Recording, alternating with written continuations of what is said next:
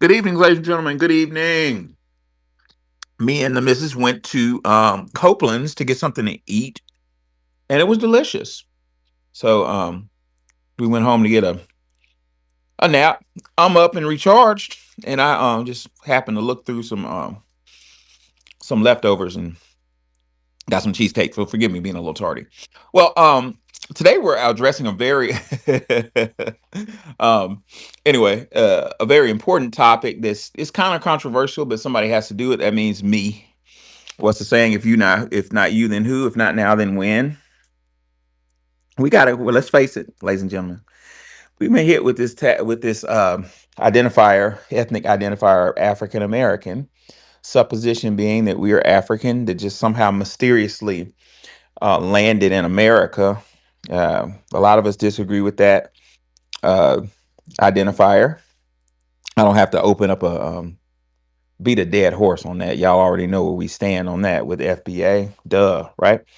But we're gonna get scientific, and since I have Wani Spots on deck, with her skills of anthropology, I had a question. Do Africans, West Africans rather? When I say Africans, I'm talking about West Africans. So let me get something straight. Dr. John Henry Clark said the African has five faces. So Africans in Ethiopia don't have the same genetics as Africans in West Africa. To some extent, Africans in South Africa have a different genetic DNA profile. And let's flip the script and go all the way to North Africa. The genetic race mixture in Northern Africa is totally different than all the aforementioned aforementioned groups. So Dr. John Henry Clark put it simply by saying the African has five faces. A lot of the vitriol and problems that we experience are specifically from West Africa. And I have an academic theory on that we're going to jump into today. But before I get into my academic theory, we need to identify, do Africans and FBAs have the same DNA profile? Are we the same genetic makeup by any means? Like, I mean, not by any means, but are we the same genetic profile? Are we the same? Um, I don't think we are. Now, one thing about me is I stay in my damn lane. Um, I'm not a geneticist. I'm not an anthropologist. Um, I'm not necessarily a scientist. I'm a licensed social scientist. I'm a historian and a licensed social scientist. So that's kind of like political science. So I know scientific interactions socially and psychologically to some extent. I do have psychology training from a master's degree I got um, years ago, but I'm not a scientist. So, Wani, Do Africans and West Africans, excuse me, West Africans and FBAs have the same DNA profile? I don't think we do, but what do you think? Not at all. Okay. Not at all. We look just like North Americans. We look just like Black Americans. I think a lot of people don't know what a Black American is. That's the problem. And that's why we're here. All of this came up because we started speaking about reparations. Other than that, we kind of tucked all those admixtures under the rug and just did not believe that we needed to speak about them. And we don't. The only area that was speaking about being different was Louisiana, and they had all their, color codes and octoroons and all that. But that notion was not embraced by most of America. So it just fell by the wayside, and the country never adopted these different hierarchies, and we rejected those hierarchies. And instead of trying to make ourselves lighter like all the other groups prizing whiteness, we browned ourselves consistently. We made sure that we were brown. We married brown. And people don't understand that we are no different. United States of America is no different than South America. Right. We Every have, we have Spanish people that entered there, admixed with indigenous people and people from the transatlantic slave trade. There's no different. There are a range of colors because of that activity. And are we to believe that the same identical thing didn't happen here, that happened in the islands, that happened in South America? It happened in the Western Hemisphere. And there's really just we just don't talk about it. So we don't talk about it, but there are tons and tons and tons, millions of white people running around that are passing. They're passing. So we have a range of colors here.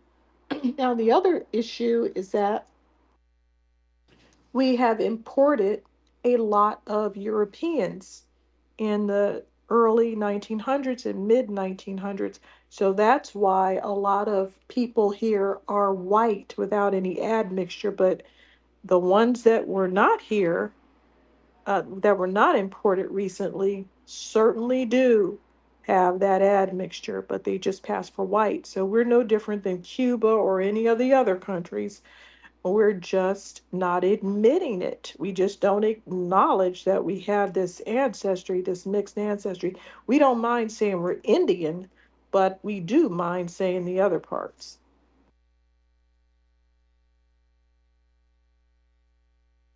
I'm talking through a mute. Y'all forgive me. If that ever happens, Wani, just say like you usually do, hello, because Oh, I think I hit the mute button without realizing it. I hit it out of respect when people that I respect are talking, and I forget that I hit it. Well, but this about to get deep. Let's talk about it. But before we do that, check out Arthur Watkins. Look at the jumbotron. He has support the American Freedmen Legal Fund. Um, Arthur's doing big things. Y'all go ahead and support the brother. I'm gonna put Wani Spots on Cash App in a moment. Support her. Um, Let me find her Cash App to put it in there to support our dear sister with her scholarship. Um, Now, this is real important what we're talking about. What Wani was talking about South America. I travel the world, not as much as Wani, but I travel. It's not a competition. I'm just saying. But I travel the world, and if y'all look at my picture in the jumbotron, I mean my picture in my profile pic.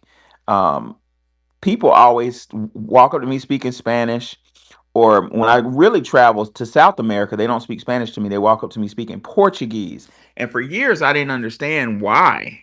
Why are you speaking Portuguese to me? I speak pretty good Spanish because one of my good friends in high school was from Peru, and I just rode around in the car. I didn't have a car, so I'd ride around with him.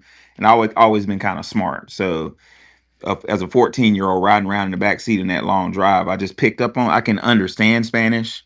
I'm not, I'm conversational, but I'd be like, why are they speaking? They're not speaking Spanish. What is that language? And I was like, oh, Portuguese. Somebody said habla portuguese. I was like, oh, Portuguese. Okay, got it. But what I figured out is, like Wani said, is Black Americans, we are amalgamated. We're mixed just like other places, particularly Portugal.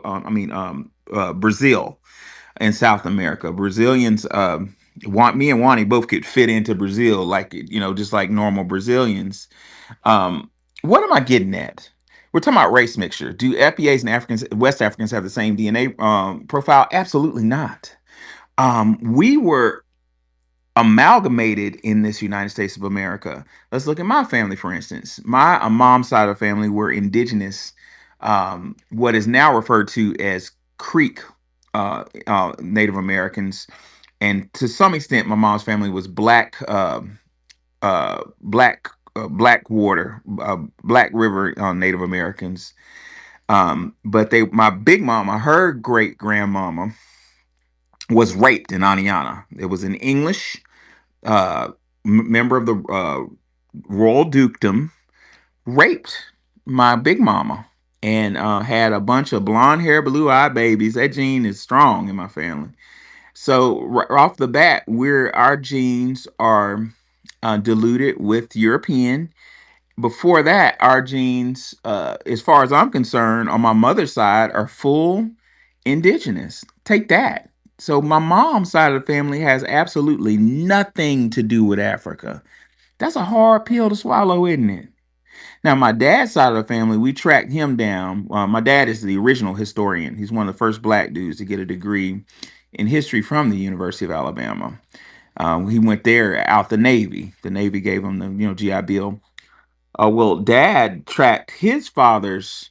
We tracked the plantationists in North Carolina, and that came from West Africa. So I do have West African genes, but my West African genes are very minuscule because my dad's mother was again indigenous. So I have West African genes. Those genes are floating around in my bloodstream, but they are one of the smallest amounts of my heritage. So why where's all this vitriol coming from? The second part of the title: do West Africans despise FBAs? Is there vitriol? Is basically what I'm asking. And I'm going to go so far as to say yes. Yes, to understand this, you're going to have to look at my book on page 18. When I was doing my scholarship in West Africa, I found out something that really shocked the fuck out of me. What I found at Elmina Slave Castle, talking to a historian there, is that the Portuguese at the slave dungeons would intend, and this is going to be hard. I'm going to give you a trigger warning for those of you who are sensitive, but it needs to be talked about. The Portuguese would intentionally every morning rape a a a, a female, an African female. They had the African females and the African males on each side. It was like a prison yard. I'll put a picture out my book in the jumbotron for you. I took in person. It's in color, but this is in black and white, just to give you perspective. Oh, my thing's not in focus. There we go. Bam.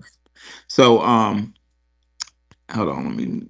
Okay, so the Africans would rape a female in front of in full view of the males. They were I'm not the Africans, the Portuguese, excuse me.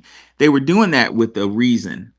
The reason was twofold. Number one, to destroy any type of faith that the African females had in the competency of African males. So that's where your breakup in the black household first started in the slave castles. But the main reason was even more insidious, as I write in my book. The main reason was to impregnate the enslaved African female. Have y'all ever heard that before? You never heard that. Now, why were they trying intentionally to impregnate the African female? Listen to this shit, ladies and gentlemen. They were intentionally trying to impregnate the African female to create a mixed race baby. Why in the fuck were the Portuguese trying to do that? Well, I'm gonna tell you. That mixed race baby, that that baby, that product of rape, was put on a whole nother ship. They had a whole nother ship full of mixed race babies, and these mixed race children were sent to not only to America, they were sent to Jamaica, they were sent to the diaspora to sow division amongst the black race. What scholars don't pretend like they don't want to talk about, which is turning into my goddamn trademark. And Nini, that's on page 18. I know you got a copy of my book, page 18 at the bottom.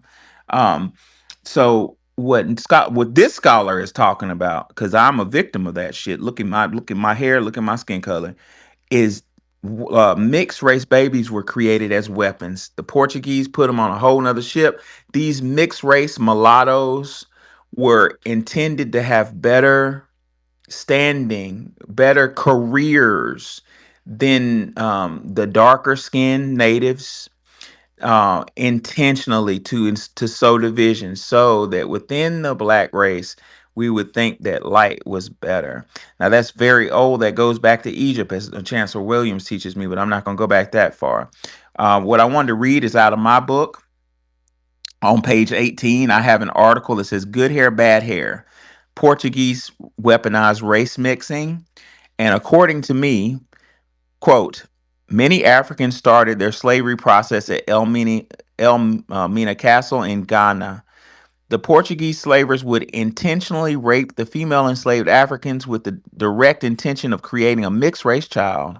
Once mixed race children were born, the child was first separated from the mother, then placed on a mixed race ship. The aforementioned mixed race children were then used to sow division amongst the African enslaved in the U.S. colonies and the Caribbean. Although mixed race children were still considered slaves, they were often given privileges that darker enslaved Africans were not provided. This is psychological warfare. Ladies and gentlemen, the concept of good hair and bad hair was created at the goddamn slave dungeons, and we don't even know it. If you want to know more about that, my book is for sale. Go to Our Story Publications in the Jumbotron, put $25 on it, and put your full address and full name and zip, and I'll send the copies out. I'm sending them out Saturday. Those of you, a bunch of you bought my book early this week. All those will go out Saturday. But in conclusion, do West Africans despise FBAs? I think there is vitriol there. I think it's vitriol there because all of the tactics, what we have to always keep in mind is West Africans were complicit in the slave trade.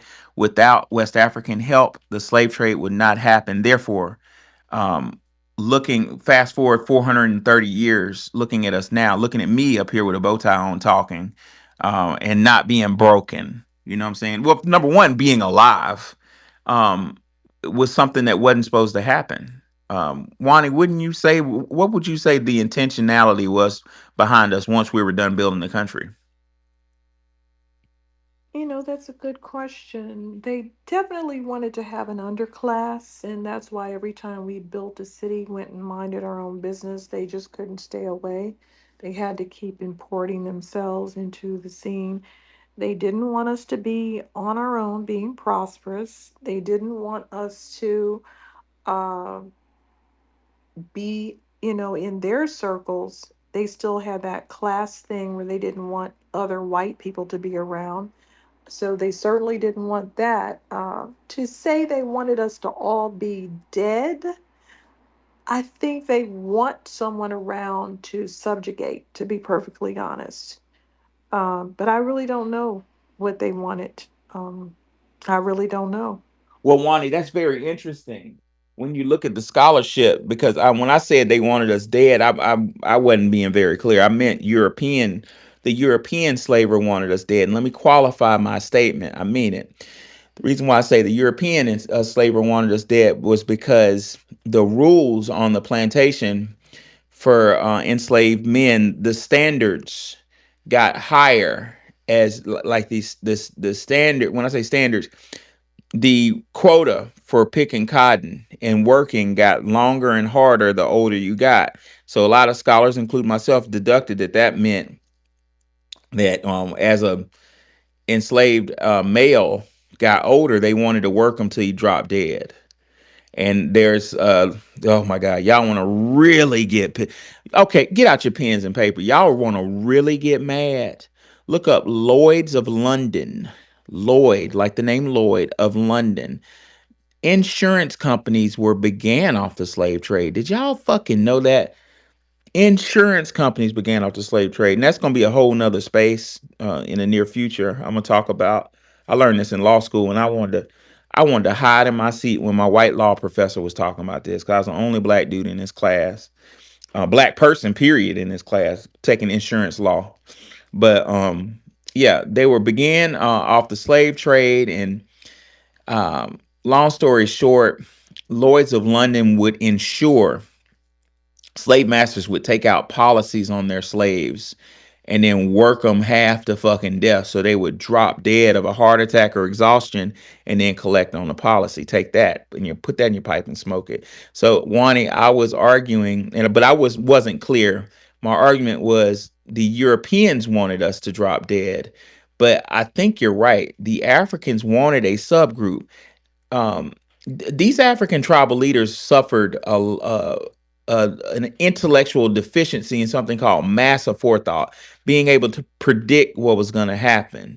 You know what I'm saying? I think they predicted that they were creating a group that was lesser than them because they thought we were lesser than. They had to think that we were lesser than them to sell us to somebody they didn't understand, right? But what happened? We turned around and surpassed them economically, intellectually, educationally. Some people argue even looks wise we surpass them. I'm not going to get it petty like that, but some people do argue that.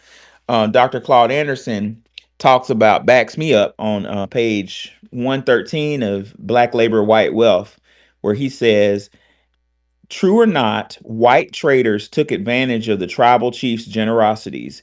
This self-destructive tribalism, self-enslavement, and lack of concern for wealth was interpreted by Europeans as signs of inferiority. They believed these uncivilized, childlike heathens neither appreciated nor deserved their God given wealth. Consequently, whites rationalized that it was their moral duty to take and utilize Africa's wealth and put the blacks to productive work as slaves. So basically, if I may interpret that, Dr. Claude Anderson is talking about these tribal chiefs that saw the starving European and is like, "Hello, hey European, I have these slave. You can just have them, do with them you wish," just to show how badass they were. The European thought the African was a goddamn fool for doing that. And the people who got sold by that damn fool tribal chief were my daddy's people. My daddy's people came to the United States, went through an ethnogenesis, turned around and started balling on the African and the West African, and that is why it's my theory that sect of West Africans fucking despise FBAs. Would you agree with that, Wani? Yes, I do. So back to what we were speaking about before, as far as them wanting to kill us, that is something that I don't really understand because we were brutalized by uh, these European settlers, very brutal treatment, and yet we still stand, and they still kept following us around the country wherever we went, trying to sabotage us so wherever we went. So I don't know what their internal feelings toward us are. I really don't. I think that they were trying to kill us. Yeah, I don't. Well, yeah, I don't know. I don't have a crystal ball. I don't know what their internal feelings were, but um, I think that if they could, they would have killed us. They wanted us to die off, but I don't think it was in the cards for us to die off. Bobby Hemmett talked about that. Bobby Hemmett said, and this is kind of hard to hear for some of us, and it's a little controversial. Let me make it clear that this is Bobby Hemmett's thought. It's not my thought.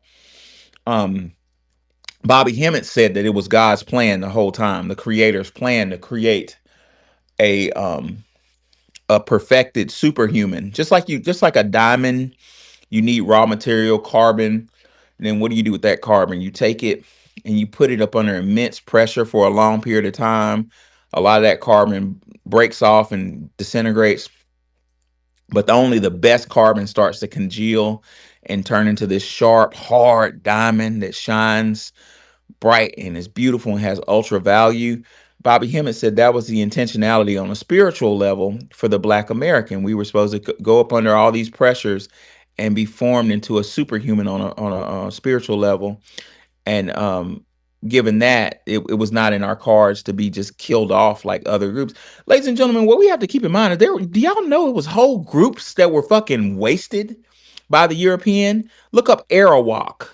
The Arawaks on Hispaniola, which is now Haiti and Dominican Republic, it's not one left. Christopher Columbus killed them all.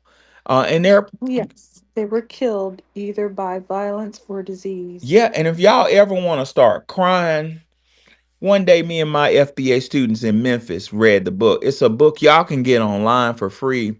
Type in Bartholomew de las Casas, Delascasas, de las Casas, and put PDF behind it and hit enter. And this book will come up free. It's past copyright now. It's public domain. But listen at this shit. This is off the topic, but I gotta talk about this. So when Christoph Colon, whatever the fuck his name was, got his charter from Queen Isabella and King Ferdinand of Spain, the Catholic Church had to approve it. You know, the Catholic Church ran Spain. So the Catholic Church approved it. And the Catholic Church had a rule. The Catholic Church said in order for this charter to execute, we got to send one of our people basically to spy on them. The Catholic Church was full of spies. Look up indulgences. But they sent a spy, a pastor. Well, in my world, they call them pastors. I'm not Catholic, but I think the Catholic maybe call them fathers or something. But the equivalent of a pastor. They sent a high-ranking pastor with Christopher Columbus on his boat named Bartholomew de las Casas. And his fate would have it, Bartholomew de las Casas was a good person. you know, he was like, Bartholomew de las Casas was concerned about going to heaven. And the Catholic Church gave the orders that the Catholic Church gave Bartholomew de las Casas was to sit back and take notes on everything Columbus did. And he did it, ladies and gentlemen. And De Las Casas said, was the history records De Las Casas is saying, I'm gonna tell the truth because I don't want to go to hell. He could have lied, but De Las Casas wrote down everything Columbus did, and every time I attempted to read that with my kids, like they would have to leave and go get tissue. Like it's fucking ridiculous. Columbus would make games. When he got to Hispaniola and now Haiti, he saw the Native Americans would walk around. They didn't wear tops. They would be breastfeeding a lot of pregnant women. Um, to keep from being bored, Columbus ordered his men to have a game of snatching the babies off the breast and throwing them. Who could throw them the furthest on the rocks and bust their brains out? No shit. Who could cut the baby out the belly in one slice? Who could cut people in half? Who can cut a piece of gold that goes to whoever could cut somebody in half lengthwise with one swoop, jumping off a horse? Like these people were goddamn devils. No shit. So it's a very interesting read, but bring you some tissue. Back to the point. Back to the topic. I was going to say something real Go ahead. quick. When I was reading some reports from doctors that were saying Black Americans should not be treated in the same way medically as Africans or Europeans because we have a whole new, we're different biologically and we have different medical expectations. The other thing is we have a whole new skeleton. That is very, very important. We don't have a skeleton like Africans, but people just want to focus on skin color for some reason. They're just dumbstruck with the color issue.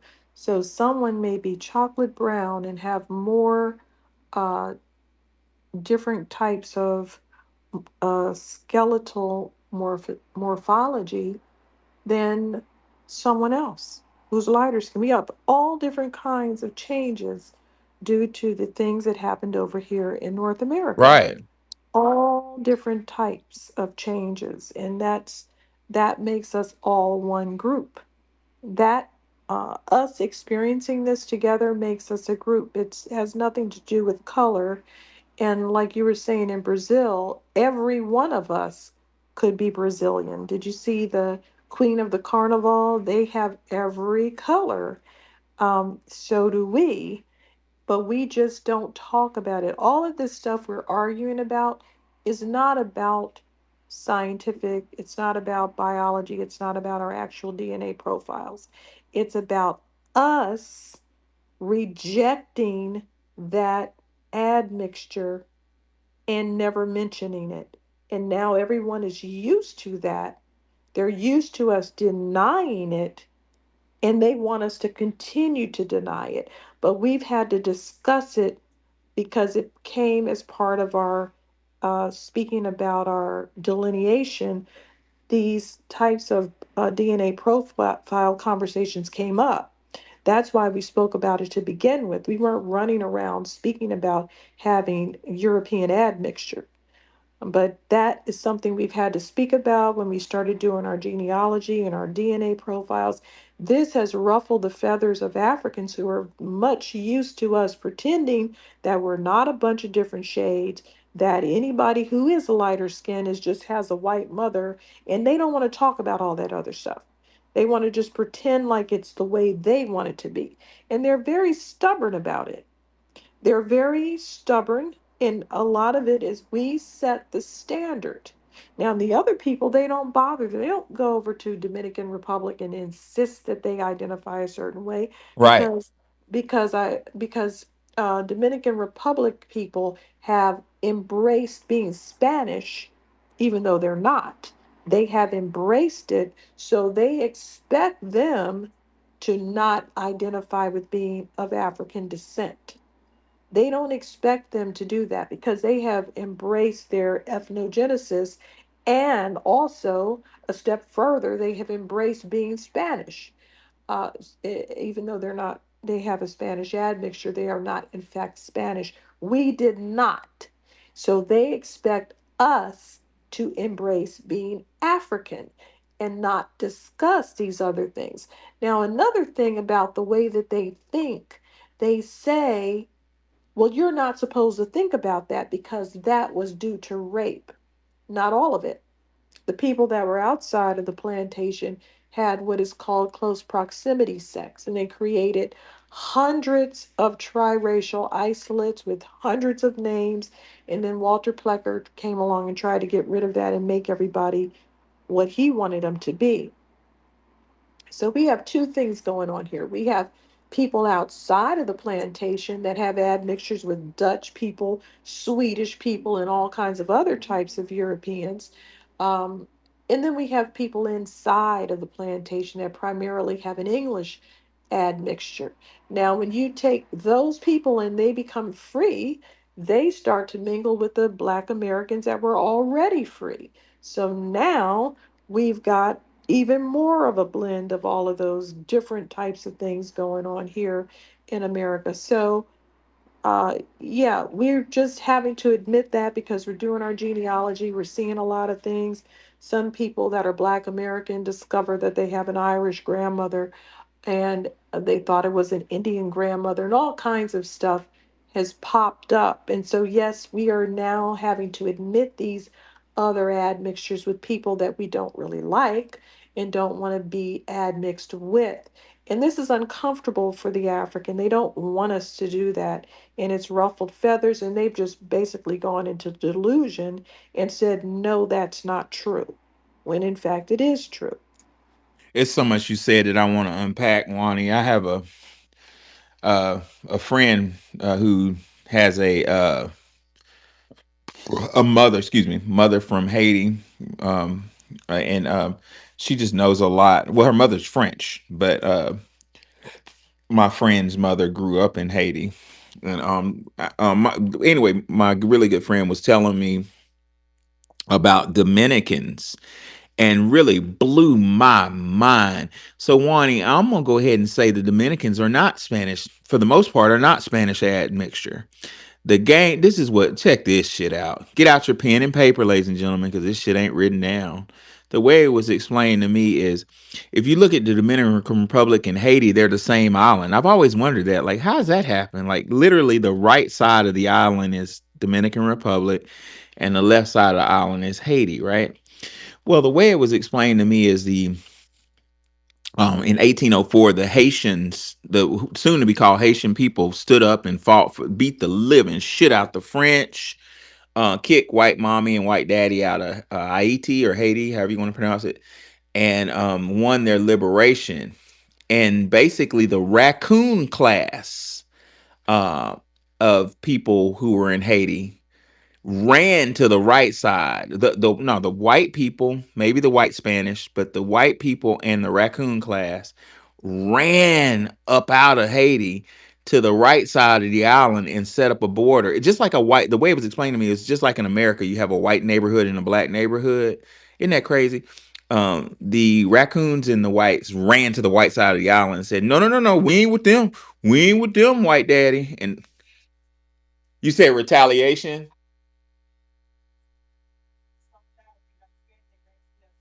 Yeah, yeah, they retaliated. They saw what Haiti did, and they ran to the other side and created the Dominican Republic. So Dominican Republic, from what my scholar friend identified, was in diametric opposition to like black people, for African people standing standing up for their freedom. So if you look at it through that lens, I think it would be fair to say that the Dominican Republic was created out of fear and love for white mom and white daddy. No disrespect. I'm just telling you scholarly what racism and fear. That's a good way to put it. So dang, it was so much I wanted to unpack. Now we're talking about genetics. Um, a good way, genetic. Wani was touching on. She touched on so much to unpack. I should have got out my damn notebook and wrote it down. But the one thing I do remember she said was, from a medical standpoint, and I do want to do a disclaimer. I'm not a medical doctor, nor do I intend to be one. So this is not medical advice, but you can tell we're not stupid. You can tell pH balances are different in different groups of people. Like, let's just be real. No disrespect. But certain groups of people have a smell, right? Better or worse, you know. And what I'm trying to identify, and I'm not poking fun at any group, I'm not doing that. But what I am saying is, foundational Black Americans, we don't smell the same as people from certain places. That has been explained to me by a medical professional, that that's indicative of a different pH balance and a different hormonal balance and different body makeup. So when I went to West Africa the first time to do work, I noticed that they smell different. And I'm not gonna be petty and pick on people, but I knew that they weren't us based on the way their pH balances were different than ours. Could have been better, could have been worse. I'm not gonna go there. But what I'm trying to say in conclusion is, it's very important for us to realize that we are a distinct group and we have distinct needs physiologically. Those of you who've known me since the beginning, what did I join this app a little over a year ago? What I join it for? I joined it because I was professing at a historically Black college, and I noticed that foundational Black American undergrads were getting bonked out of slots for medical school. And what did I say after I did that COVID-19 study for Congressman Steve Cohen? Um, I realized that we didn't have a lot of foundational Black American doctors in fucking Memphis, man. In not just Memphis, in the Mississippi Delta. The Mississippi Delta, the Memphis is at the top. The bottom of the Mississippi Delta is New Orleans. So that Delta is a whole region of Clarksdale, Mississippi, and like I had the top of the Mississippi Delta doing my COVID-19 study, and I didn't see one fucking foundational Black American doctor. I saw a bunch of white people, a bunch of Asians, and a African here and there. And I knew that was a problem based off what Wani said. We as foundational Black Americans have specific, particular needs. For instance, let me talk about me. I'm sensitive to medication. When I'm going to the dentist, I need more. The dentist doesn't it doesn't the standard dose of Novocaine or whatever don't numb my mouth. I need more. That's everybody in my family says that. That's a specific need. We need our own dentists. We need our own fucking doctors. That's why I'm on this app. But in conclusion, we do have different I think it's my opinion that it's indicative that our DNA profile is not the same, given the fact we have separate needs than Africans. In landing, every time I go to West Africa, my stomach gets fucked up.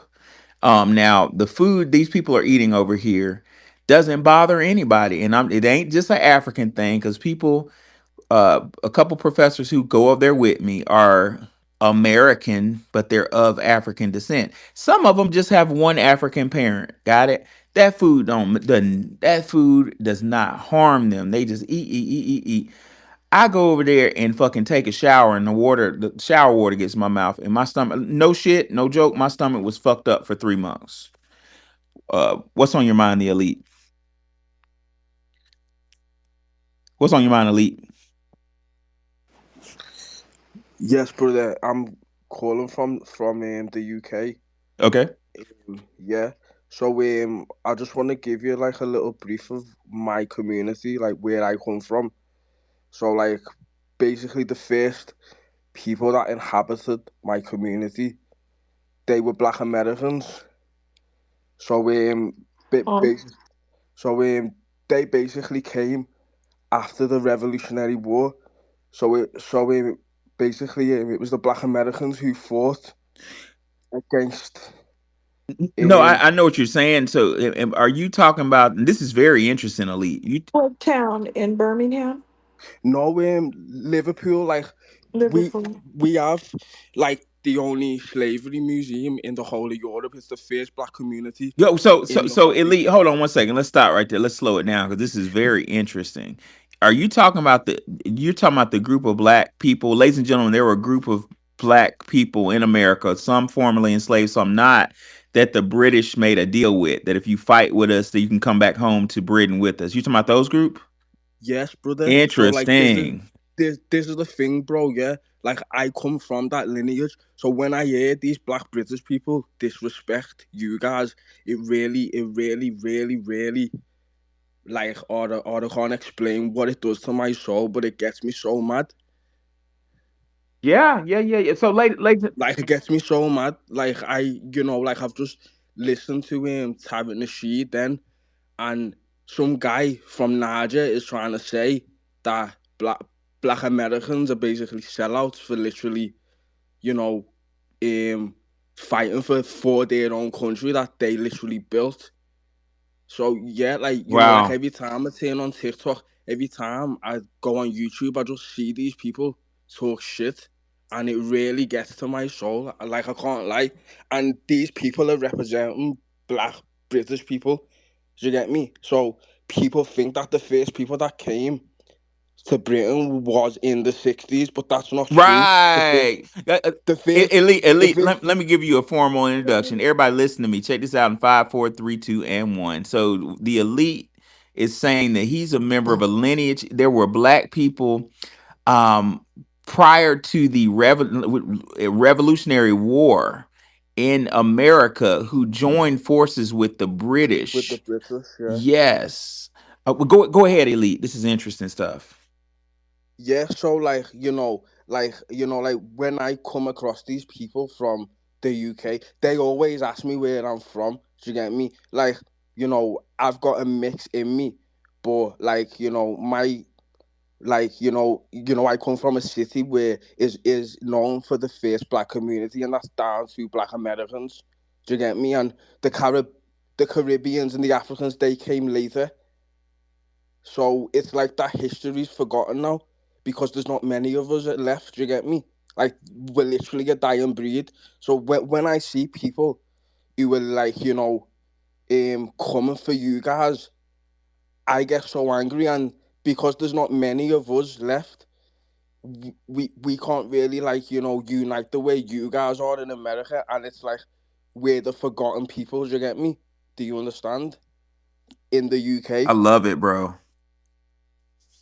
Elite. Well, that's what they're trying to do to us. They think they're going to come over here and outdo us in being Black American, and that's why we have to root against them and Yeah, but the hope that they difference, get deported again from anywhere that's civilized that has a Wi-Fi signal. They need to be deported away from Wi-Fi but signals. the So, difference is though, but the difference is that there are more of you guys in numbers, so you can connect. You get me? You can, you get me? Fight back. But with us, we're literally like outnumbered. You get me? And like, oh, it's just so it just really gets me so like it okay, gets me now so I angry. feel compelled to form a group for Yeah, you. I'm saying like we got number one elite do You need to form a group, form a group. a heritage protection group. And we got your back. Elite, go ahead and follow me back. I went and followed you, and you're welcome in my space. Definitely, brother. Yeah, I've just followed you then. So do me a favor. Yeah. I'm gonna let you speak, Elite, but this is so important to me as a historian. I've never met anybody from this lineage, and I studied y'all for years. So do me a favor. Tell me the name of that museum. What's the name of the? Yeah, definitely. So the name is the Liverpool Slavery Museum, and like most of the buildings in Liverpool were built by slaves too. It's a known fact. You get me? So like we have old buildings, and most of the buildings that they were slave masters as well. So it's like um because like my city got most of its wealth from slavery, from being a part of the slave triangle.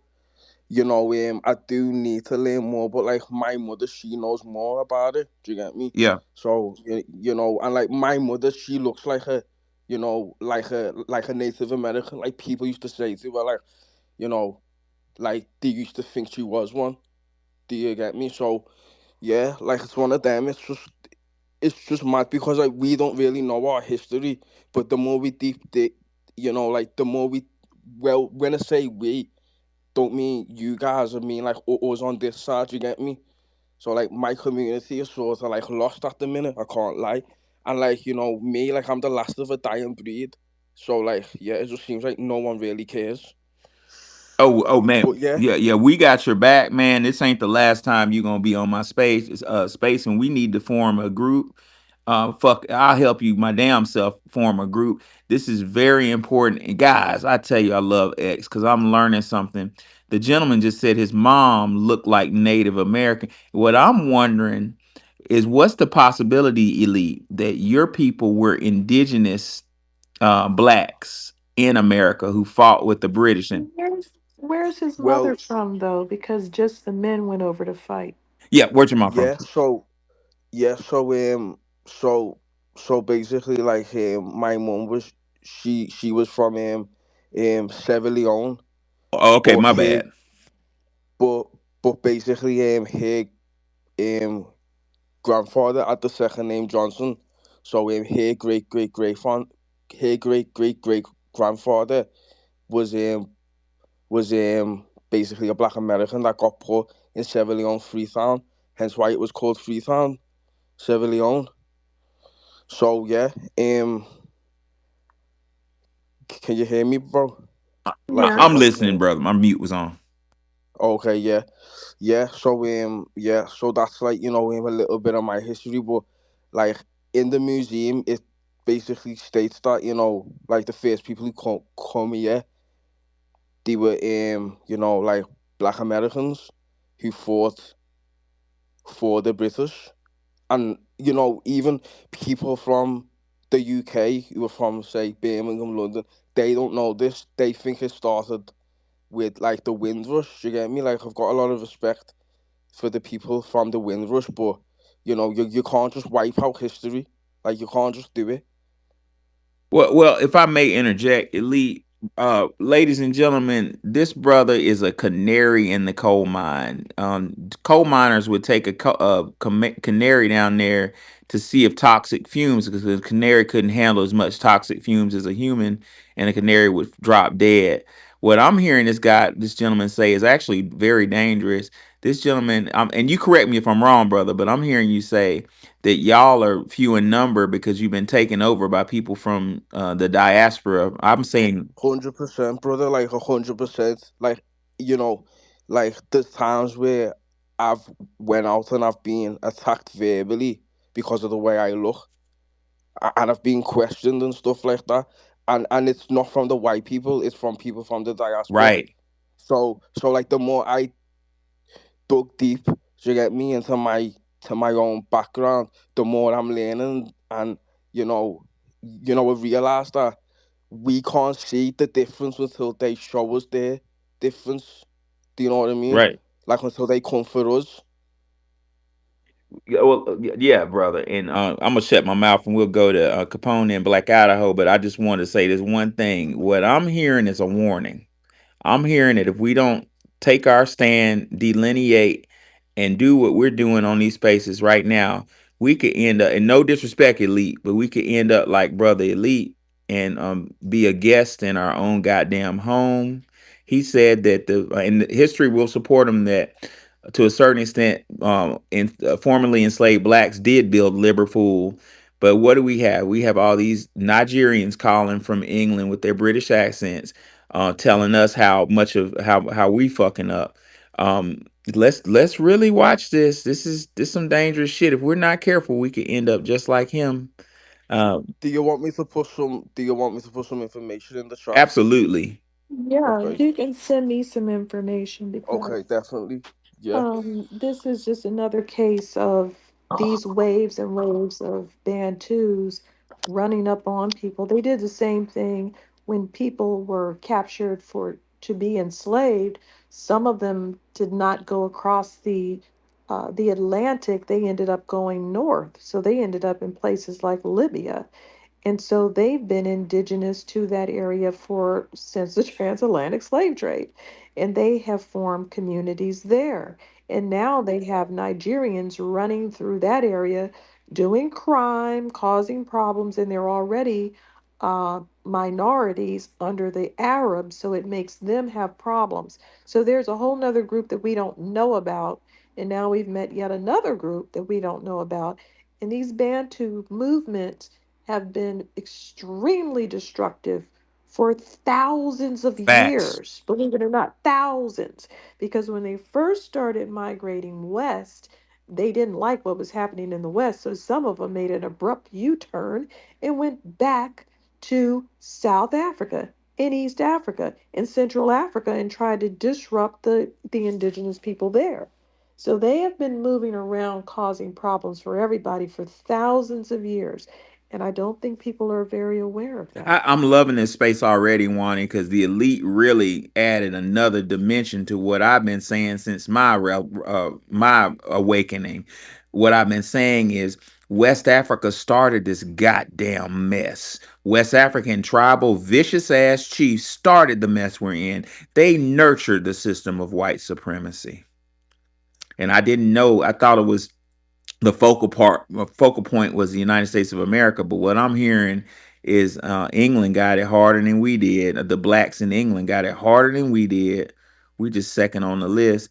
Um, Capone, what's on your mind? And Go then ahead. I was just going to say Oh, real what's quick. going on? Oh, Go sorry, ahead, Sister Wani. My Wanda, go No, bad. no, ahead. that's okay. I just want to say a couple of sentences. And if we speak to people in Nova Scotia that went on the Underground Railroad, we're going to get the same thing. They're going to say a bunch of Caribbeans are up here, running roughshod over Canada, and we're being sidelined. Craziness. Capone, what's on your mind? What's going on, Professor? You know, honoring the greats for the lovely Back History Year and beyond. Sister Wani, I showed you a little love for this knowledge you've been dropping and going hard on these tethers, Professor. I can't Thank wait for my book to you. come. And yeah, that brother, the elite, follow me back, brother. Because, if I ain't there in person, I'm there in pocket. So, if you need help fighting them tethers off you over, across the pond, my brother, you got some love on the mainland side. And yeah, Yeah, it's definitely, real brother. now Yeah, because definitely, bro. I got you, brother. I got you because we need to kill all these tethers off, man. Sorry, Professor, I said a wrong word in the space, but I hope you can edit that out later on. But yeah, I've it's getting yeah, real. like I've just posted something in the Yeah, chat. yeah, Yeah, we got you though, brother. I already know how it is because we fighting them hardcore over here too, though. But it just got real for these Democrats and tethers when Trump said he's willing to work with the blacks. Now, what really, that mean is that what he is said? yeah, yeah. He said it today in the little Black History little festival they had up at the White House. He said he's willing to work with the blacks. Democrats ain't said that. No other Republican has said that. No other politician has said that.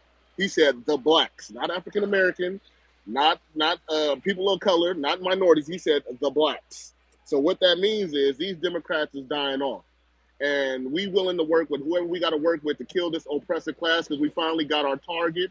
We need to stay on mission. And with Professor and Sister Wani and all the scholars, I honor y'all during this great month. But we need to find allies where we can, feasible allies with that point. And this brother's just, gave us a warning on how they coming. And I was in the space earlier this morning. I think it was my brother Macau was in there too, on how they planned on getting us through the Democrat Party. These people coming over here, teaming up with the other immigrants, and then I was just sitting back listening because there was a lot of people in that room, just sitting back listening. And they just said, like, yeah, if immigrants from Africa come over here and immigrants from Mexico coming over here, and they gonna run up through the Democrat Party and try to get legal citizenship to getting their records expunged, and then overcome us. So that delineation movement, y'all, we need to stick together and find allies where we can because our numbers do count. But I love my people and I love the way we moving through this delineation thing because what's going on is they thinking they numbers is finna come through and they finna roll us over, but we only got a little bit of time left with Trump in office to get shit straight. When he said he was gonna work with the blacks, he killed off every plan the Democrats have. So we need to keep voting Republican and stand on business because I'm just saying out of business purpose. I don't like the motherfuckers anyway. I mean the people anyway. You know, I don't like what I'm saying. I'm just for my people at all. If they giving benefits for business and giving us benefits, just to do better. I don't care what they call it. I'm down for my people on that standard. Because we need to get our just dues. If it's another name we got to call it to get it in because wordplay matters with these people. Let's start playing with these damn words because right now the war is on. We got 3 years left of breathing and getting some fresh air because after Trump, I don't know what's going to happen. But yeah, I got my family. I'm getting my family in order. Be self sufficient. So when this bad times come around again, I ain't got shit to worry about. But yeah, before I go out, peace, love, reparations, delineations, and deportations.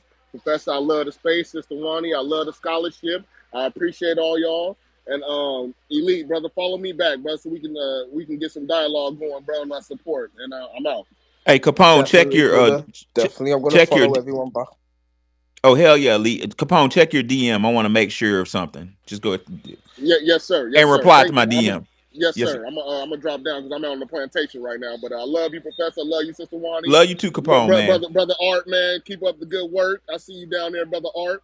Yeah. Keep putting that motherfucking I think brother Art out there putting all that literature on them people, boy. Getting them people mad with them letters. But I love you, brother Art. Y'all stay safe. Peace, love, reparations, and delineations. Oh, Black Receipt, what's up? Cash, what's up? Black Idaho, what's up? Yeah, and I'm out. Peace out, brother. Black Idaho, you up? God damn, y'all ready for me? That was a lot to follow behind. Sheesh. Yeah, it's real talk. Hey, Professor, how you doing tonight? I just want to say peace and blessings. How you doing? Yes, sir. Thank you for coming. What's on your You mind, did you brother? did you eat good today? Are you taking care of yourself? How's your health? Man, we went to the lady. He was ready to answer that. Okay, go ahead. Go Hey, ahead.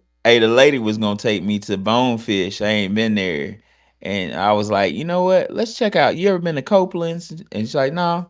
I used to go to Copeland's in undergrad, and I was like, check out Copeland's, and that shit was so bomb, man, that we had to go home and go to bed. Did you guys What eat any what potatoes? I'm very suspicious about potatoes hey, right take now. it Oh, easy. sorry, Wani, sorry, sorry, Sister wait. Wani. Excuse, my bad. Housing, what's up, Professor? I just put that back in there for you. I'm gonna drop back down. Okay, yeah, I want to make sure that it was sent. So, but yeah, it was so fucking delicious. I had shrimp etouffee. They have some shit called crab claws where they put like the little, it's the meat and the claw, so you don't have to fight with the crab, and you just dip it in bread. Yeah, I know you My Southern boys God, like to eat. You Southern boys do like to eat. Wani, yeah. Wani, Wani, how you doing? How's your health? You eating good? Wait, oh yes, I do eat good. Word, peace and blessing. Peace and Very, blessings to very, everybody in the very good. space. Thank you. Hey, it was good to hear from you. You was cooking earlier today in that one space. We had like two different spaces where Africans was really coming at us. But I'm gonna chill right there. I'm not gonna talk about that. Hey, Elite, Elite, are you from Australia? No, bro, I'm from the UK, man. I'm from Liverpool, the first black community in Europe, Oh, in okay, the okay, whole of okay, Europe, though. okay. Like, So like not just the UK, the whole of Europe, the first black community in the whole of Europe. for sure, for Yup, sure. they are. They're the first black community in all of Europe. Isn't Isn't that it? wonderful? I just looked it up. Hey, Elite, I'm honored that you're here, man. Yeah, keep doing your Thank you, thing, dude. I thank hope you you, stand brother. on business Definitely. for your community out there, Elite. Stand strong. Hey, Elite, make sure you keep doing your research because a lot of Black Americans, we're on a different evolve. We're really researching our lineage in our country, so you should do Yeah, the same. definitely, definitely, brother. Yeah, but it's what it's like it's 4:30 in the morning, and I've just finished listening to Tyrant Nasheed's video, and I just got mad in it, and then I just found this space. So yeah, No, so you yeah, when I'm gonna go to bed, I'm gonna try and sleep, but no peace take and it, love take to take everyone. your ass to sleep, man. Come back refreshed. You good? Yeah, Yeah, cool, Elite, brother. Okay, we gonna do this again, bro. definitely, brother. Yeah, man. I just wanna send like me love to all of yous and just keep doing what you're doing and just keep staying, you know, ahead of everyone as always. For sure. I feel like, Yeah. yo, Professor, he sound like he might be indigenous UK because, he gets smothered out by all the Africans and Caribbeans. This nigga might be But indigenous. but but but but Oh, he, he is. He's from the Revolutionary War. See? Yeah, check, but yeah. check but check this out. Y'all remember how we were talking about Don't get the, don't get me wrong though. go ahead. Sorry, brother, to cut you, No, you good.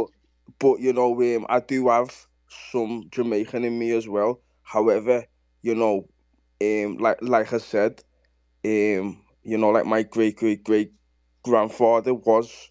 Do you get me? Him an American slave. So when I see people from me other side sending shots to you guys, like I can't really claim them. Like I can't really say. Don't get me wrong. I'm proud and that, but like it's not right. It's not right because they're disrespecting me as well. Do you get me? Like my mother's side. Do you get me? And I can't have that. So yeah, man. Yeah, no, it's all good, brother. The lineage you got, I appreciate it. I appreciate your honesty. That's a sign of, you know what I'm saying, that's an olive branch right there, being 100% about your Hmm. lineage, you know what I'm saying? So I've been reading about you for years, man. I never thought I would ever talk to somebody from that group. As a matter of fact, I kind of thought the books was, I'm gonna be real with you, Elite. I thought the books was lying about that. I was like, that didn't happen. But Yeah, yeah, yeah.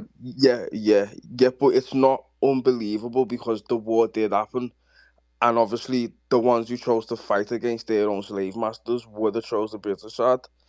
Do you know what I'm saying? So Yep. it's one of them. Right. Right. Well, Yeah, we have to look more into this, and we're definitely going to.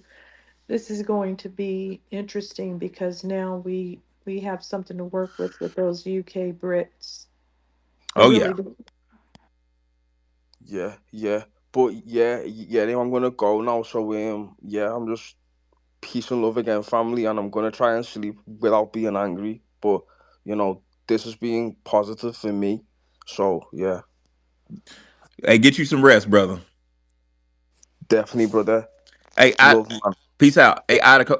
I don't know if you landed your plane or not. Hell no, but I just listen to y'all be so sweet. Look, they better not ever say we ain't the sweetest group of people on planet motherfucking Earth, goddamn. I'm sick of these motherfuckers. Professor, Look, I why have a diabolical plan. I got a diabolical plan working, so hey, put don't. me in the mix? I'm ready to Okay. pop pop.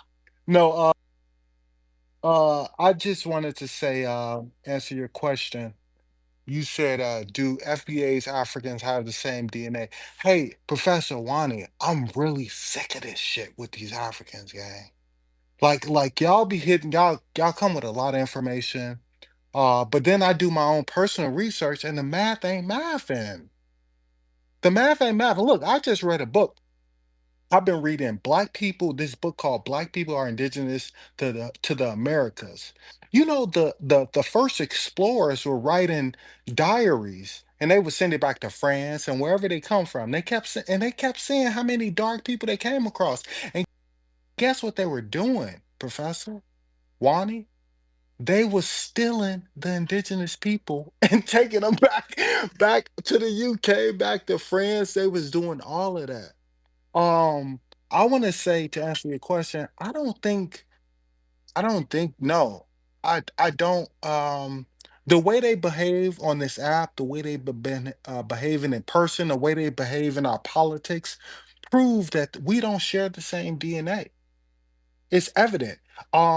And another thing, no one talks about this. I know it's going to scare people, but they don't even test the mounds and the bones. And we got so many mounds in America.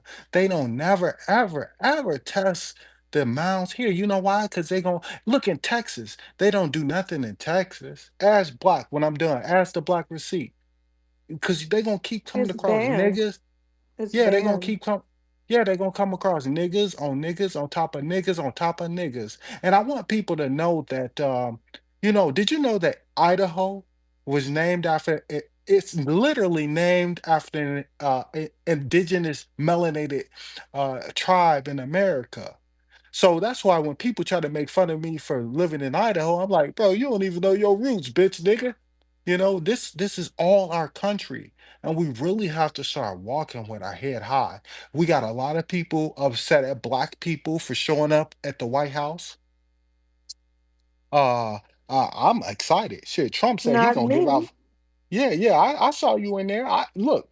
Trump said he gonna No, give we're five. proud. We're proud of Sexy Raw Yeah, yeah, and Mark for showing up at the White House and presenting our presentation to the President of the United States. yep. And Congratulations, Mark Carter and Sexy Raw. yes, yes, sir. Yes, ma'am. I'm proud of them too. Cause goddamn it, Trump say he giving out $5,000. I'm about to buy some more guns for $5,000. You know what type of What? gun I'm gonna buy with $5,000? Goddamn. That's But one of those Idaho purchases. hey, if you ain't coming to visit, you better not make no jokes. You got to No, give me no, a look. horse. Hey, look, but here I'm gonna say this, and I'm gonna chill right here.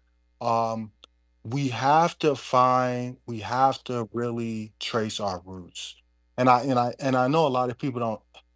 I know it scares people, but it's kind of easy to do. You go on Ancestry, you kind of family search, go to the Mormons. I'm out here in Idaho, near Utah. It's a lot of Mormons out here. They have all our records. And I think when you find like where your place is in history, and then you research what was going on in your great grandparents' town or wherever they were, it gives you a certain sense of power because then you start to put the pieces together and then you see how the liberals came in and moved you to cities and took away your kids and all that other stuff. So to answer the question, no, I think we are victims of propaganda. I think I can't wait. Professor, when reparations are paid, I think again, like I said it before, reparations is going to be the best investment to Black American, black to investing in Black Americans will be the best investment America could ever make because we get to sue everybody. We get to Brother, sue the Dutch. Black Idaho. I'm Years sorry. ago, but before Spaces, you said propaganda. I took it upon myself to try to find out where that propaganda. Well, obviously, it's coming from the news media, but I found out a big vector of attack with that propaganda is coming from our goddamn school books. They lying to us, man. So I've already taken this charge and wrote. I'm writing school books, but we Wait, need. you're an educator. Isn't it the Yeah, Daughters of the Confederate, or is it what? Well, who did that to us? And what the year? I think daughters it of was the in the 50s. Yeah, the Daughters of the Confederacy are alive and well, and they're involved with some of the I'm not going to say their name because I don't want to get in a lawsuit, but yeah, they're involved with some of these book companies. Man, we need to stay away from these goddamn book companies because and I don't want to hijack the space and talk about something else, but basically they're brainwashing our children in very subtle ways. I'll give you two ways. Number one, if you look at Native Americans in the book, they look like Puerto Rican people. They like basically white people. That's not how Native Americans look. Native Americans look like me. They look like the black. They look like Wani. Like and another way is they'll portray foundational black Americans in a light. It's so slick, man. Like for instance, Dr. King, they'll say nonviolence, nonviolence, nonviolence, like he's weak. And then when you look at white people or Asian people, like they'll talk about Henry VIII, this motherfucker killed his wives, and he's portrayed through a position of power. King Henry VIII did whatever he wanted. If his wife didn't like him, he had her killed. And even the Asian Genghis Khan went through villages cutting off heads, and somebody didn't like what the fuck he said, he had him killed. So what the slick thing psychologically is, that's teaching children that white people and Chinese people are powerful, and then black people are just submissive, and it's so slick and it's not accurate. But go ahead and land your plane, Black We Guy. got it. We got a group, and I'm gonna land right here. You know, cousins, put some goddamn gas in your motherfucking car. Go and drive around. Stop letting these folks trick you out of your position and out of your birthright. Uh, it ain't that scary. Again, I tell people all the time, and I stand on business. I stand on, I'm on these spaces because I ain't got no black friends. I ain't got no black American friends. We are a different group. Uh, I'm indigenous. I tell folks all the time. Hold, real quick, Professor. I got into it with the Mormons. I said, I'm indigenous. I said this to a Mormon. I said, hey, I ain't find no Africans in my lineage. I just been finding tribes. And you guess what he said? He said, I know you did, because all those Native Americans are Russian. And that's why when you go to Alaska, that's why it's over 200 something thousand motherfucking goddamn tribes in Alaska, gang. They right there by Russia. Yes. I'm sorry, and I'm They're gonna land right here. Siberians. Thank you for yeah, thank you, Wani. And I'm serious about that, gang. And I know that scares people. Put some gas in your tank, drive around this country because we have to evolve as an ethnic group. We're not like the, and we gotta show these melanated immigrant groups that they not like us and they can't keep up with us. And that means we have to travel around America, stop going to fucking Africa, stop going all these other places, and just travel around America and just plant some seeds. And I'm gonna chill right there. Thank you guys so much for having me up here. And I wish nothing but love and big reparations check for everybody. And remember, that's the best investment America can ever make is to invest in Black America. Peace and blessings. Thank you so much. No doubt, man. Appreciate you. We're gonna move on to let's see who is next. I see housing, and then Hampton, then cash gains. Go ahead, housing. Good evening, everyone. Wani, Professor. Uh, do FBA and Africans have the same DNA? Negative. Probably from a melanin from perspective. That's it. That's it. Just a little piece, a little snippet. Do West Africans despise us? Absolutely.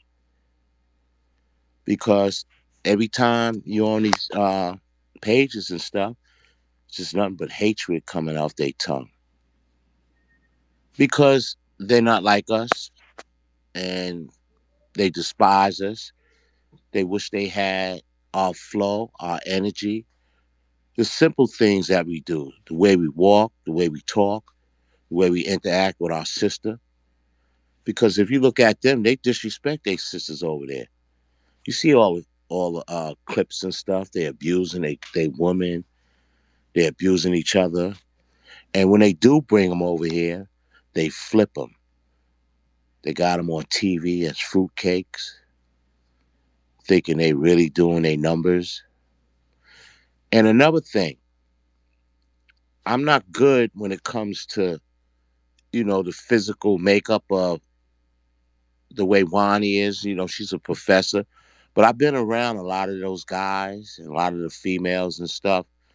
And like, they just act different. They not like us. Literally, they not like us. And I'm not trying to sound redundant, but that's what it is. They just not like us. And at every turn, they're going to get to try to undermine us. And we know the dominant society puts them in place to undermine us. Not just them, most of the groups. If you go to any administration buildings and stuff, especially in New York and stuff, you'll see Hispanics, you'll see West Indians. and they got the top jobs, and their only job is to make hell for Black Americans everywhere you go. So we got to fight. We got to stay on our game, and that's what it is. And another thing, Wani, I'm still fighting with my brother and my sister, and my nephew. I tell you, we at war right now, and I don't even say nothing. They call me on the phone because basically is what they do. They listen to NBC, ABC. Oh, I went to go drop something off to my sister the other day. She said, "You better worry about these people taking our civil rights." I said, "What do you Oh mean?" God, I there I can't know, be I help. know, I love my sister. You know, she changed my diapers, so I got to be respectful at all Yeah, times. I know. But it's crazy. Now my nephew, he's another one. I wish I could get him on his space, but I know he'll run. I know he will literally run. With that, I'm Well, the women are very disappointing. They're just not getting it. And they're also horrible fear mongers, yes, which is also annoying. yeah. My sister won't even let me talk. If I say a cup, she won't even let. I wouldn't try to talk to her anymore because this is going to destroy families if we keep going against these hard-headed ass people. I wish wouldn't talk to them, to be honest.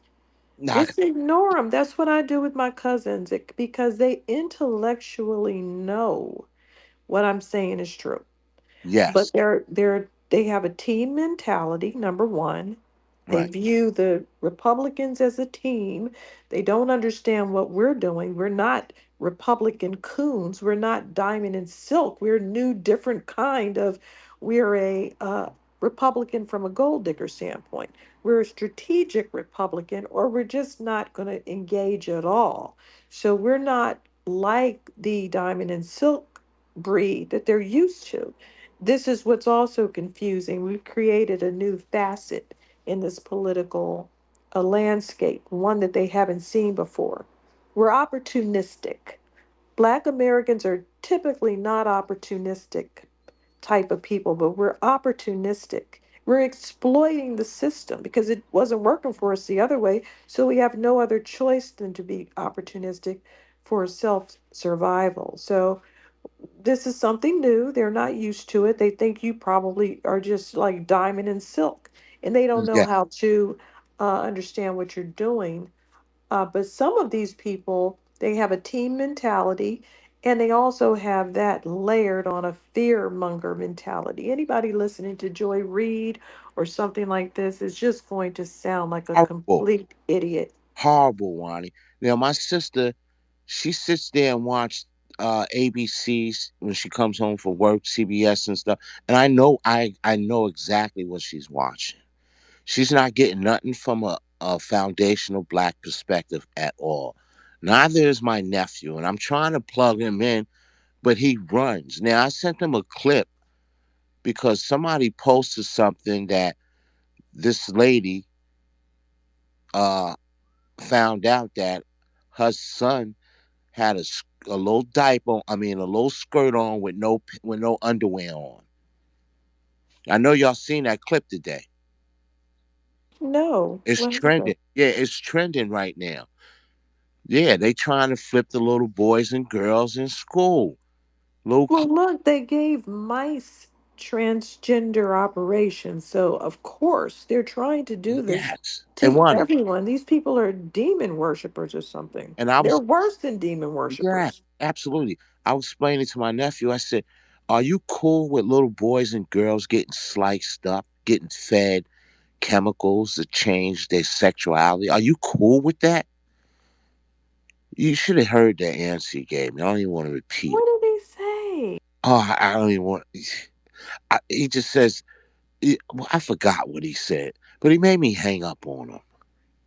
You know, he literally made me hang up on him. And I got one more thing before I close. This Crockett girl from out of Texas, what's her name? What's her first name? Yeah, we know who you mean. Yeah, she's horrible. Yeah, she is. Is horrible.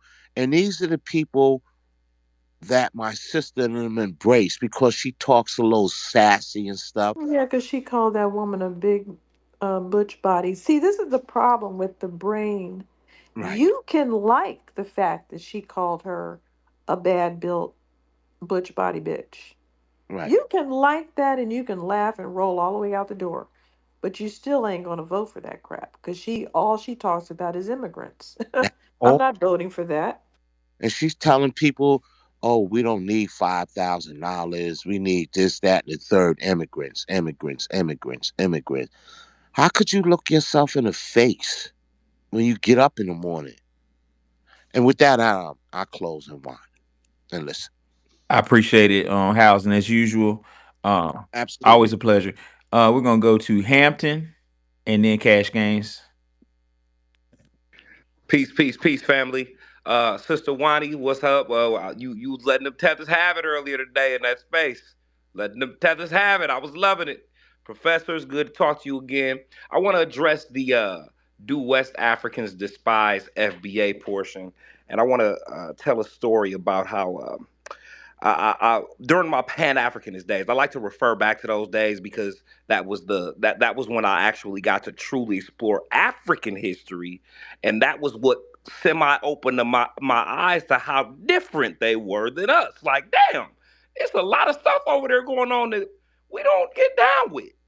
And it was a brother from it was two brothers from over there. It was a cat from Ghana and a cat from Senegal, and I'm it once again during this phase it was I'm busting down Thomas Sankara to them, I'm busting down Patrice Lumumba to them, I'm busting down Steve Biko to them, and as I'm busting down and out of this knowledge, I'm like, you niggas don't know none of this. You niggas ain't never heard of these people. What are y'all learning? And that's why earlier in the space, Sister Wani, I asked that Senegalese brother, what do you know about Black American history? Because they're learning from such a Eurocentric standpoint, because they're so deeply colonized within Eurocentric lies, and because we're the ones that have actually studied the real history, the true Black history, the what didn't shock me was how little they knew. But what it was surprising because it reflects on how they behave. Y'all don't have the knowledge to even engage in the type of um, revolutionary uprising activity that we as a tribe and we as an ethnic group is in our culture. It's in our culture to fight against oppression.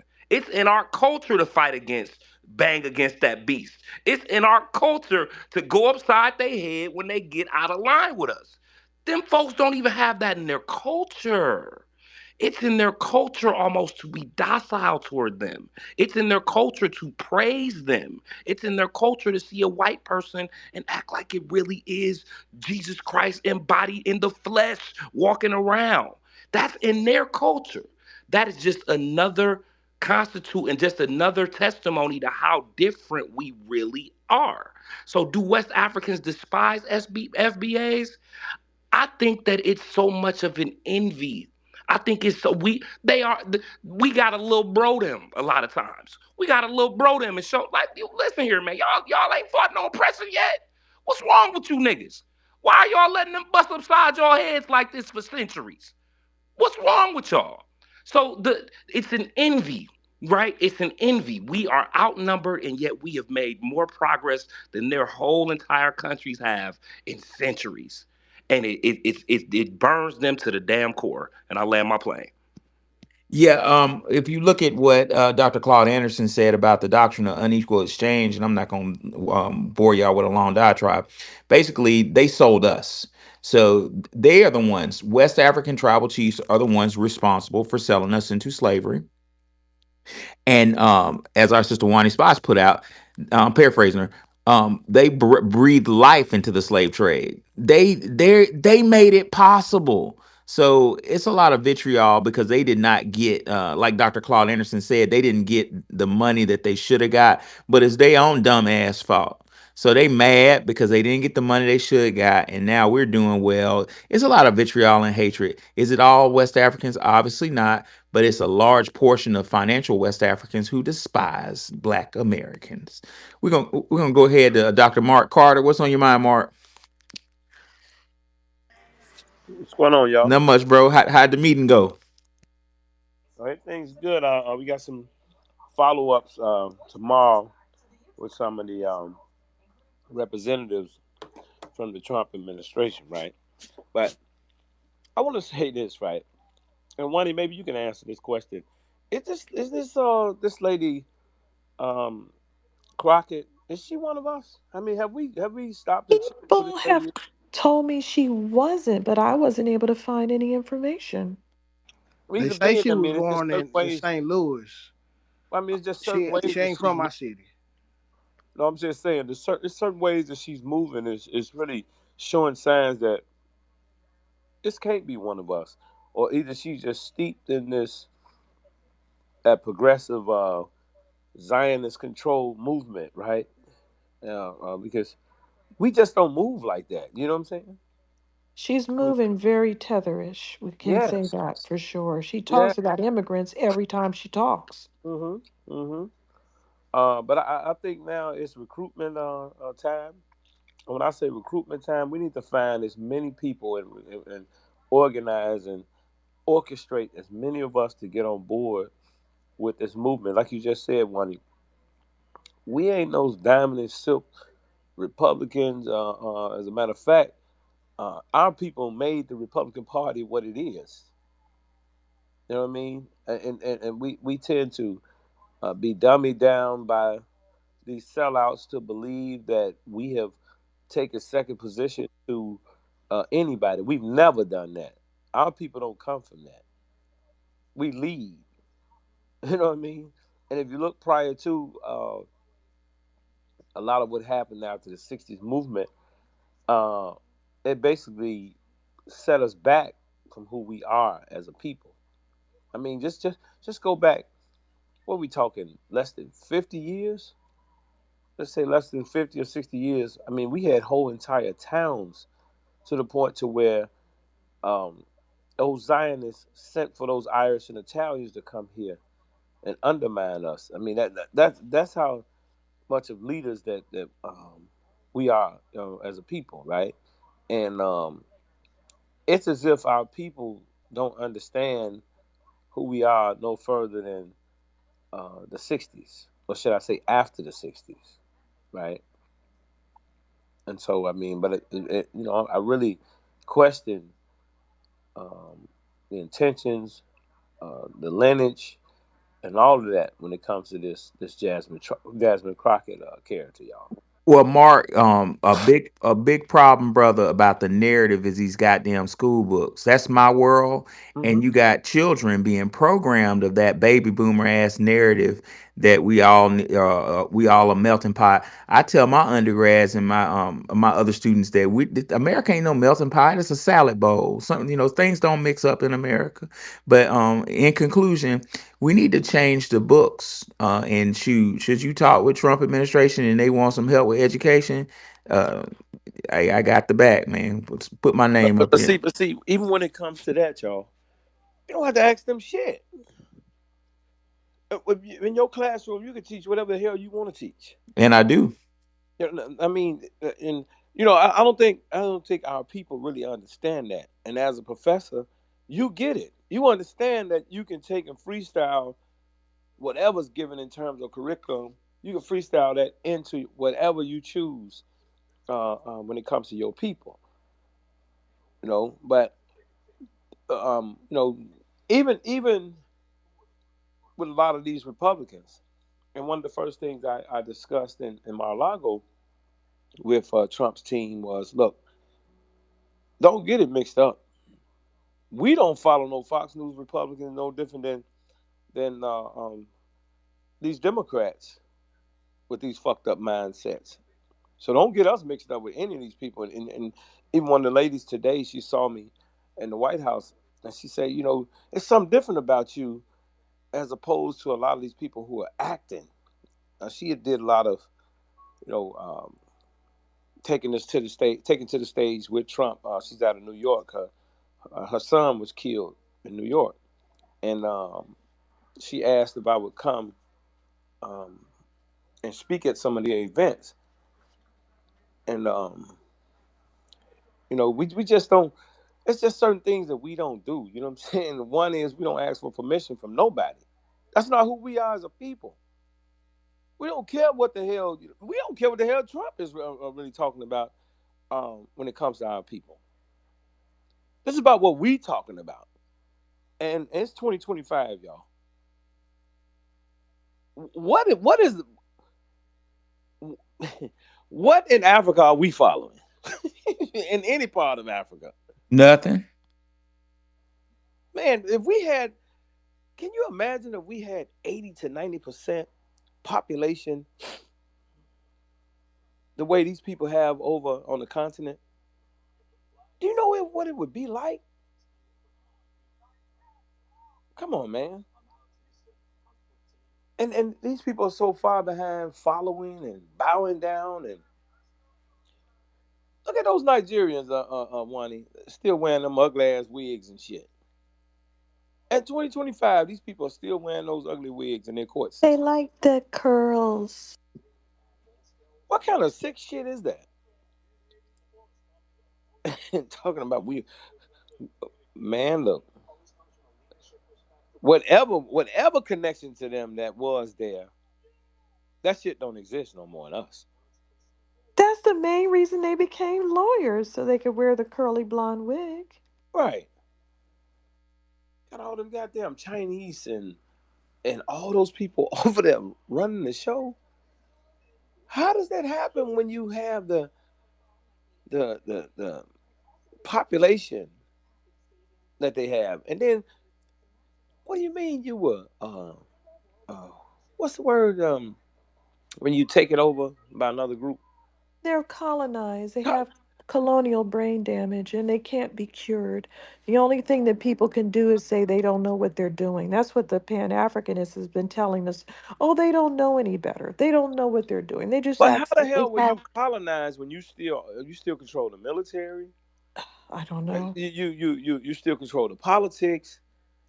No, you the colonizer. You colonize yourself. You partnered with these people. Y'all business Yes, they partners. did. They're business partners and they just didn't get a good end of the stick. And that's not it. It's nothing to do with us. We're the victims of this business transaction. So they can't come to us and complain. But it's the same with the sellouts right here in America, the black American. They don't have to do the shit that they're doing. They don't have to do a damn thing nobody else is telling them to do. And then nobody's telling them to do this shit. They automatically view success through the eyes of other people. That's why they carry on the way that they do. You know, even being in the White House with some of them today, man, we not the same people. We operate totally different, and so some of them, um, no. Hey, y'all, let me wrap it up this way. It's 2025. We can do the fuck we want to do. We can run who the hell we want to run, whether we run them as Democrat or Republican, because it's not really about the party. It's the mindset that these people don't have. They don't have a takeover and control mindset. But when you grow up in a segregated city like us, we know what it looks like to have a takeover mindset. We're segregated because we don't like each other.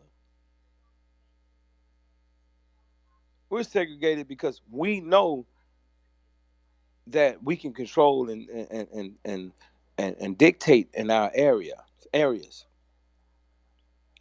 Our only problem was as young people and as children, we didn't have the power to then challenge our parents who bought into this um, want to be accepted by others and looking like success through the eyes of others. Now that we're older, man, respectfully, we ask our parents, look, go have a seat.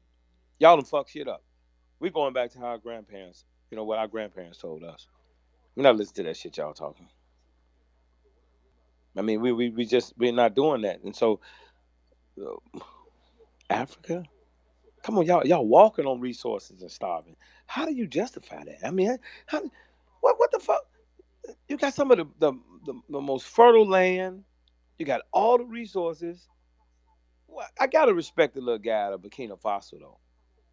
That group, Mali, Burkina Faso. What are those other countries? that now they have stood up and told him, no, hell no. Niger. Yeah, they told that guy from Nigeria, dude, we're not going along with that echo shit. And the guy from Nigeria, y'all, just in case those that are in the room didn't know, that guy was a major heroin dealer in Chicago, y'all, back in the 80s and 90s. And then he after catching the federal case, him and his that was his cousin or brother that used to be with him. We knew these guys back in the 80s and 90s. You know, after he caught the federal case, then he became an asset of France and America. And so those young people, Hello. they know who he is. They know his history. And so they're not following him. And I would say to y'all as young people, the only older people y'all follow are the ones that are leading and owning and controlling and teaching y'all to own your own shit. Don't just follow them just because they show you that they went to some old hunky ass university. They train monkeys to do that shit. If they're not owning and leading and controlling their communities, don't you follow them. I don't give a damn how old they are. That's what it's about right now. And so no matter what, all the way up to Trump, no matter what they do, we have the power locally, y'all, to control our city, counties, and states. Power. I mean, when I say have the power, I'm talking about get in position, take over the budgets, because no matter who's in the White House, the budgets are going to come to your city, county, and state. It's a, you know, it may be lower or more or whatever it is. You have the power to get in position and control those budgets. No different than the Mexicans doing in California. They're progressing in California because they are controlling the military, the paramilitary, which are the police departments, the politics. So from the block to the boardroom, these people are controlling things in their area. That's what the fuck you better be doing in your area. And you don't listen to no liberals or conservatives on the left or right who are not walking you into that power and control. That's what we are right now. Not following some goddamn. What the fuck does Africa have that we want? I mean, in terms of how they operate, Nothing. not a damn thing. Facts. Got them They can Chinese send and me all them some other people over there, dividends. huh? They can send us some dividends from those mines. I wouldn't mind having a We don't joint. even have to get up with them for that. You know what I'm saying? Go talk to the goddamn Chinese. They letting the Chinese Right. run all this That's shit. what I'm The fuck we saying. need to That's talk where to they them can get about? the reparations right out the And mines. Mark, Yeah. that's what I was gonna say. Last time I was in Accra, downtown Accra, I saw a bunch of Chinese men walking around with fucking black women, African women on their arm, and a mixed baby running But the. do y'all remember during the pandemic when all those African leaders came here to give the resources back to America again? Do y'all remember that? That was maybe 2021 when all those African leaders came here. Was that in Kansas City? I I, remember. I know they were in New York somewhere. I don't know if they moved to different cities, but they came here to give the copper mines and all that again to America. They weren't meeting with Black Americans. They came here to meet with any type of white that they could run into. They don't give a fuck Oh, if you wow. I white, missed that. Anglo white. You know what I'm saying? That they don't care what you are. But if y'all can recall during the pandemic, they came here to give those copper mines and all those resources once again. But I just want to just say to us, you know, we're in the right time, in space. Take over y'all shit. We gonna flip. We're gonna flip Illinois. You know what I'm saying? Not for Trump. We flipping Illinois to send a message to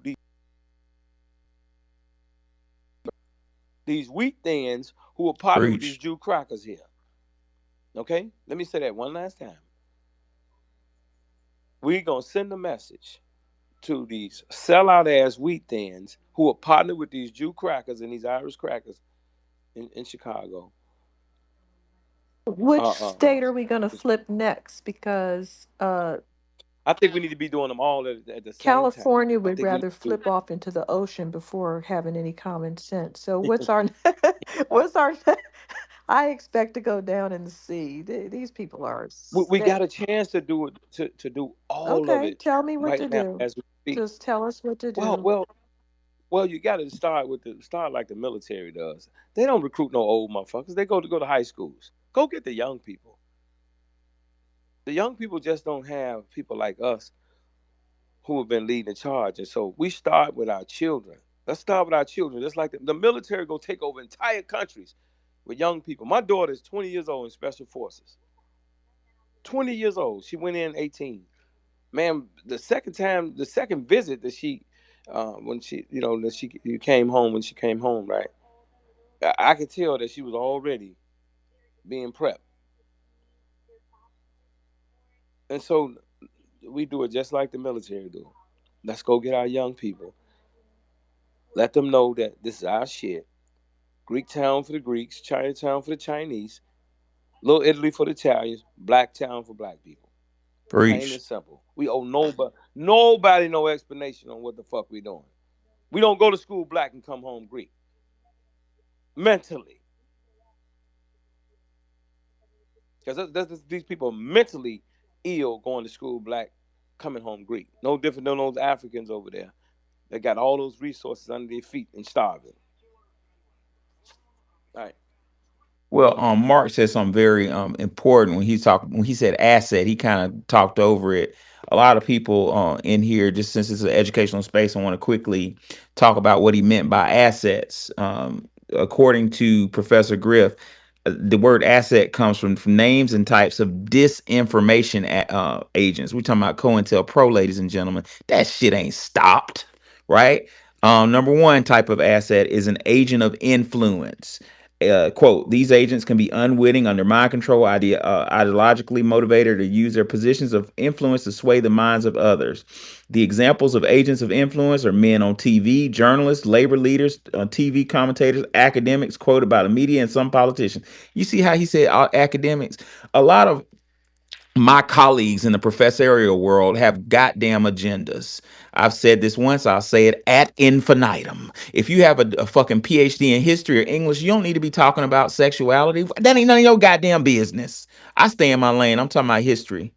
That's what they need to do. And y'all need to fight to make sure that they fight, not violently, I'm saying, but really advocate to make sure that these professors mind they goddamn business. These teachers I don't. think Go ahead. I think some of those things are going to be banned. I'm trying to keep up. Trump is doing so many things that I like. It's like a Christmas list for adults, but he banned some of those activities. So I'm trying to find a list because it's going very fast. You know, every time I turn around, they said, oh, this is banned. No men in swimming pools, no men in the bathroom. So I'm just trying to keep up with it because it's everything that I wanted for us as a society. Right. But on top of that, Wani, the majority of those that are being called this quote unquote white, do y'all know that these are descendants of those that came after slavery?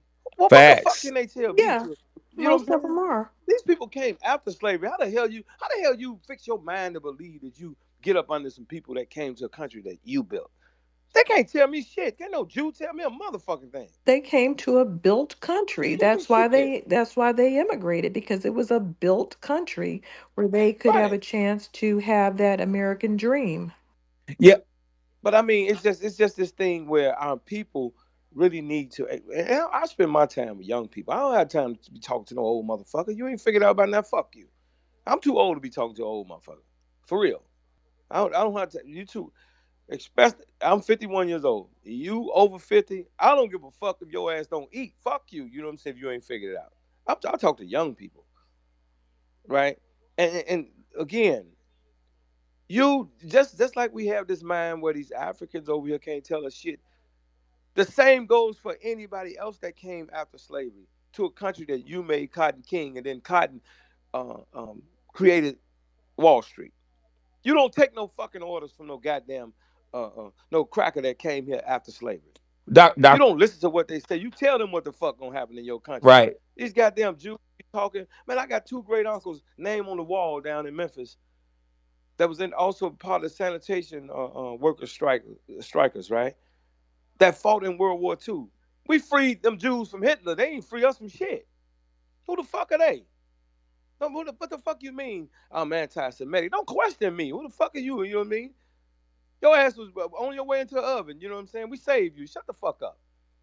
That's how you have to deal with them. And that goes for any of them that came after slavery, y'all.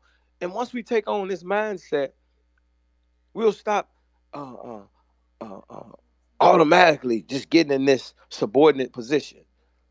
Break them down. Stop calling them white. No, you call them motherfuckers Irish, Italians, and none of those groups have the numbers that we have in this Well, country. right on that note, Mark, Dr. Howard Zinn puts it in perspective on page 227 of A People's History. He says, quote, how could these new, hold on, let me say that word again. How could these new NEW Irish immigrants, themselves poor and despised, become sympathetic with the black slave who was becoming more and more the center of attention and the subject of adulation?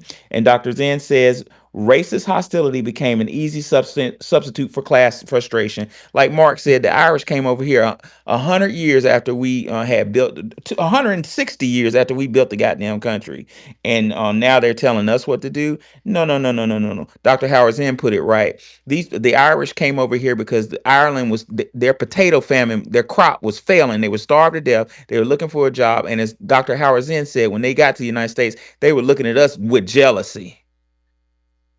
And they were starving like dogs because we had and they burned our towns down. But most of our people just don't know the history. So I have to say that it's on Well, us let me to know teach. how I can help because I do know the history and it's very I easy. know you know, It's money, very but easy I'm for saying me to we have to help give people them. to know about it. I can just offer things Mhm. free if you want to put me in the position to help. And you know Oh, you got but we do it you on the got me, ground. We Mark. do it. We do it on spaces. Yeah, so it's really wide open for us to do it on the ground in these cities. Teach it on spaces. I don't give a fuck what nobody think that came after we built this country. Who the fuck are they that they should question us about anything? When them Irish and Italians get it, them motherfuckers was starving like dogs. We talking about they came here starving like dogs. We fed them. They didn't feed us. Yep, you can see the They didn't- pictures of them getting off the ship and us walking around in brand new three-piece suits that our seamstress yes. mothers made, and they came up looking like they had rags, and they were lice infested. They had to be in the detention center just to make sure they were clean enough to enter society. And we were already outside walking around. One. I was born in Memphis, but raised in Chicago, right? The majority of my life. So now, as an older man, instead of going on Bill Street to just party, I went and started just finding all those, um, what they call those, the things that tell the story about the area and people, our people. Do y'all know that we had what nine down there? We had nine Freedmen's schools. The Freedmen's Bureau, all that stuff was right in the area of Bill Street. So they have all these plaques. So that's what I'm talking about. All these plaques everywhere. My cousins took me, for the first time to Claiborne Temple, where all of the sanitation strikers met in that church right there, right around the corner from Bill Street. And my great uncle's names are all on that wall right there. I mean, this is who we are. We had all this shit. You know what I mean? You know what I mean? Until our people started listening to them Zionist Jews. But Dr. King eventually woke up to the realization of who he was and who our people were then. And he started speaking out against it. But I mean, just going down there and seeing all those plaques everywhere. And I'll put up a few of them. And I have to say, as a kid, nobody had taken me around and showed me all of this stuff. But to go and just look at all of this, and when we have these places that we can take our people all over the United States of America. We had 2,000 and 3,000 Tulsas. So all of this viewing success through the eyes of some Irish and Italian, those people came after us. They came after we built the country. And so one, let's get this real information to our people. Stop letting these Greeks talk to these black Greeks talk to our people. Black Greeks don't give a fuck about no damn black history. They too busy running up behind some Greek goddamn it And I don't even know ideology. how they got that brainwash in just a few years. Oh, well, That's well, How does that happen? I can't imagine anything happening to me in college that would make me act like a lunatic. well. That's I'm gonna have a space on that to go in depth on that. A lot of nigga barking and ski weeing and a all Well, that lot of they shit. that. must be Sending doing motherfuckers some. random like a Hey, bro, They're doing jackass. some a, sex stuff they ain't a talking lot of about. that stuff is spiritual. You know, some of these organizations align themselves with Greek gods, like the Oracle at Delphi. Shit, y'all don't want me to get started with this shit. But what uh Mark was saying earlier about Ireland, Dr. Howard Zinn on page 226 says, quote, the immigrants from Ireland fleeing starvation there when the potato crop failed were coming to America now packed into old sailing ships. The stories of these ships differ only in detail from the accounts of the ships that earlier brought black slaves under the German, Italian, and Russian immigrants. So they came over here starving to death on stinking ass ships when we was balling, when we had Black Wall Street, we had Tulsa, and we had Rosewood. We, like Wani said, and Mark alluded, we were on top of our game when these immigrants came over here, and they flipped the script. Now they telling us what to do. I think not. I wonder if some of those women that would always go over to those areas and say they were raped, I wish I knew the background of those broads because every time we had something, some white hoochie mama would come over there, have willing sex, and then, of course, say they were raped. Well, that's not something that they just do to black men, they do it to their own men. They're famous for that. Get drunk, go to a sorority party, and then claim everyone raped them when they willingly had sex. So they were doing that. And I'm starting to wonder who were those women because it would be easier for an immigrant woman to feel casually going over there to those jazz clubs and juke joints where I don't think it would have been as socially acceptable for an English woman to do it. But it could be an English woman. But I just wonder the backgrounds of those broads. Hmm. Well, I just put up three of the plaques, and I'll put up a few other ones. But just look at that. I mean, we had our own schools. Ulysses Grant, the same place Ulysses Grant took over, was the Freedmen's Bureau was in that same house or that little plantation or whatever you call it, right? I mean, and right across the street, I'll put up this plaque about the guy who was the business owner and the one second President Taft to be president, right? These people, come on, man. We've been listening to the wrong shit. Stop. We have to please y'all. Stop allowing these black Greeks to control. The black Greeks and these Jews are the most harmful groups that could ever get in front of education when it comes to our children. Stop letting them teach in y'all areas without being questioned. Facts. I just want to piggyback on that, man. I think a lot of them as well are just paid agents as well. A lot of them are blackmailed. You Hey, know, hold up, Sajagi. Somebody was ahead of you. Sajaji. Sorry Oh, about that. It's no, good. it's good, bro. Sajaji, excuse me. Somebody was ahead of you. My Um, bad. like Mark was saying earlier, we were talking about agents. We talked about agents of influence. Another agent, according to Professor Griff, is a confusion agent. Confusion agent is an agent whose job is to produce confusion by disseminating confounding information. We see that in spaces when we start talking some real stuff. I'm waiting on a confusion agent to come up in here right now because we talking some real stuff. The other one, third, is contract agent. These are rogue agents such as the mob, who organizations get to do particular jobs. You know about that. You know, with the ones with the leather gloves on. Deep cover agent. That's self-explanatory. How about this one right here? A disinformation agent. This is a highly placed agent who passes disinformation to other governments. I hear Roland Martin talking a whole bunch of disinformation. Didn't he say that that Black History Month was going to get taken away? That's disinformation. And we got way more stuff than we ever had. I Roland mean, Martin, and you can say I he's a said it, is a liar. disinformation agent. Tell them I He's said that also a shit. toad. He's also a toad that belongs on a lily pad way away from politics. Right. You got a notional agent, the fictitious non-existent agent, which is created to mislead, and last but not least, this is a dangerous one for us, a provocation agent, an agent sent to provoke and destabilize a group to do foolish things. We see these damn fools come in our space talking about um, doing violent acts. Be careful. I just want to let y'all know that. Mark, did you land your plane, bro? If so, we're gonna go to Cash Games. Cash, what's on your mind?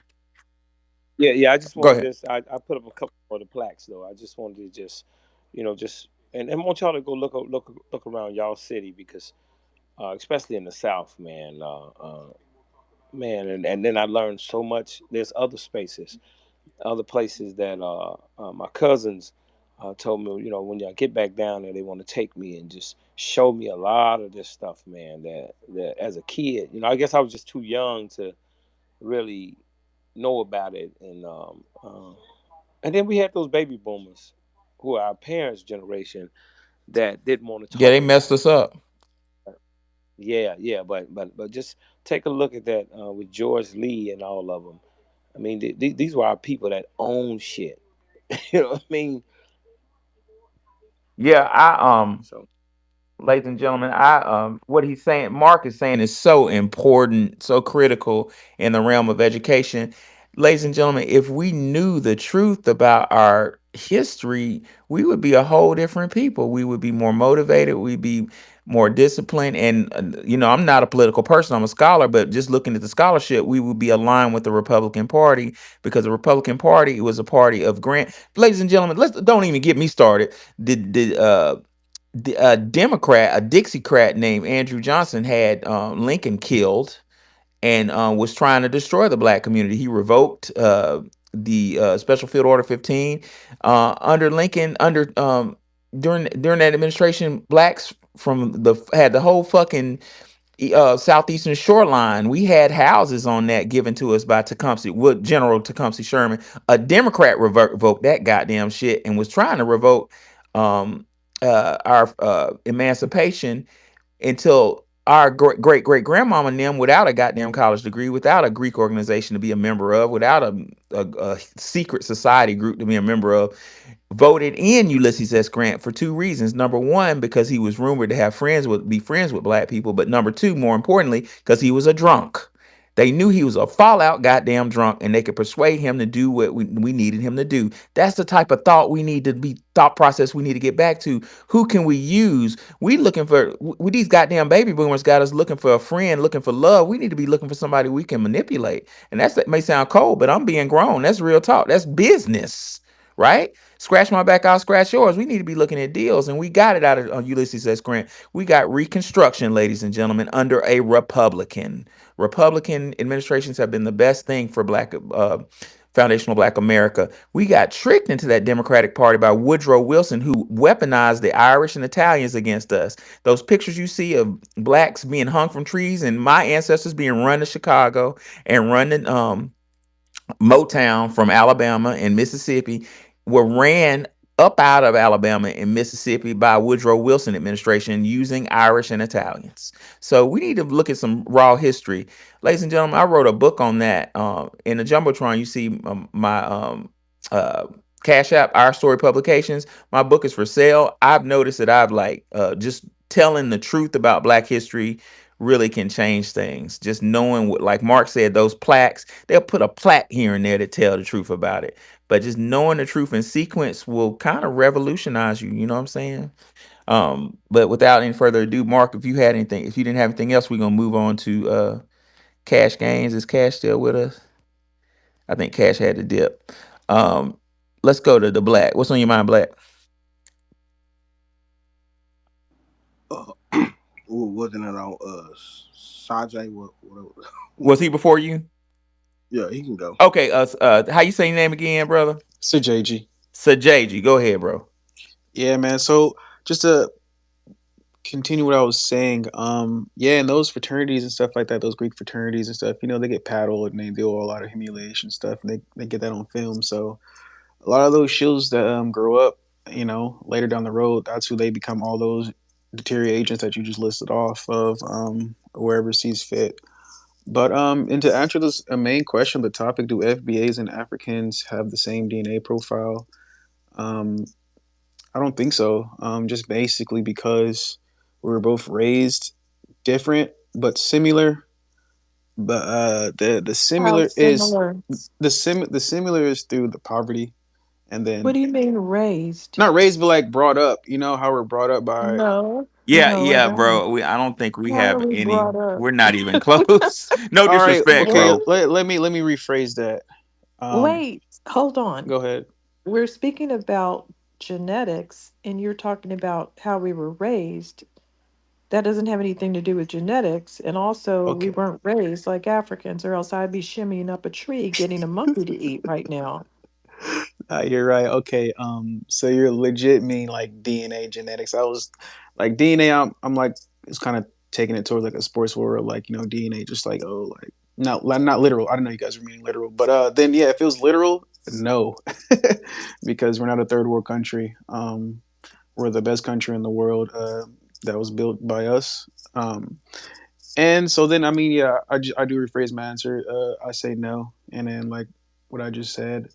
But I think that us as FBAs, we're starting to wake up as a whole, as a collective, and I see a lot of Americans, us talking about the Tulsa riots, Oklahoma, and just what about 40 years ago in Philadelphia when they got bombed. Like that was literally just 40 years ago. Um, but I think we're all waking up and we're coming together as a collective, and we're seeing with the tide, the change. I just think we need to keep hosting these spaces, get it out more. I think we need to make these like seminars, like really kind of put it IRL, and promote what we got going because we can catch this generational wealth transfer. I feel like we can catch the curve, or we can be ahead of the curve. We're starting with these spaces. With Tariq Hold'em, professor, and on the spot. Thanks for pulling me up. With these spaces, though, I think this is the right start. But I think uh, we need to like we need to act on this momentum that we're having, and really start seeing each other face to face. However, we can have it whatever city is like kind of closest to the general pop of like these spaces, or go to major cities.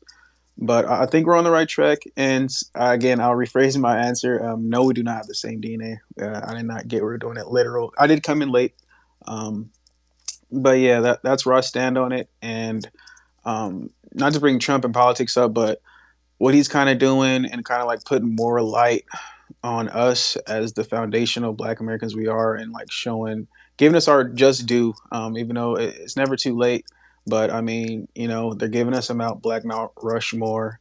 He put his foot down, like I think it was it 2 weeks ago, about the 14th Amendment, saying it was for us, for foundation, like for slaves, and that was it. And so I think the ball's rolling in the right direction. I like where this is going, and I'm all with it. I'm FBA'd out, and yeah, that's my piece. Again, thank you all for pulling me up here. No I'm doubt. Thank sorry for you. Oh misinterpreting, no, but you good, It's bro. okay. You good. It's all good. We didn't take it personal. We are moving in the right direction, and Democrats are mad about it. They don't want this type of progress. We haven't had progress one way or another in a long time. We haven't seen anything that we've wanted, anybody has wanted, white or black. We haven't seen any action in decades. The only thing I saw was, 8 years of talking about how men should go in the woman's bathroom. that's crazy, man. Like, I mean, yeah, that's crazy. Yes, wild. Yeah. Sexuality. I wish I was joking. Sexuality should not be taught to our children. And as a scholar, as an educator, professor, that's not my place to do that. That's a parent's place. That's a guardian ad litem, at least a guardian ad litem. I don't have no place telling them. That shit just makes me crazy. It's an agenda, is what the fuck it is. Anyway, let's see who is next. Joel C. What's on your mind? Peace, family.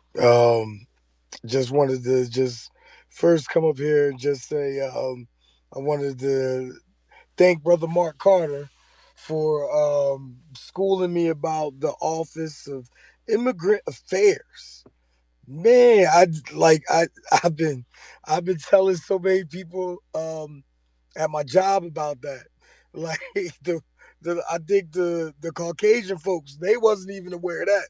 You know what I mean? All the resources and the benefits that they was getting through that. But I came up here. I just wanted to say that because I see that Brother Mark was in the room. But I wanted to just ask just a question for the family. And I just wanted to get Professor and especially Wani. I really wanted to get your take on this.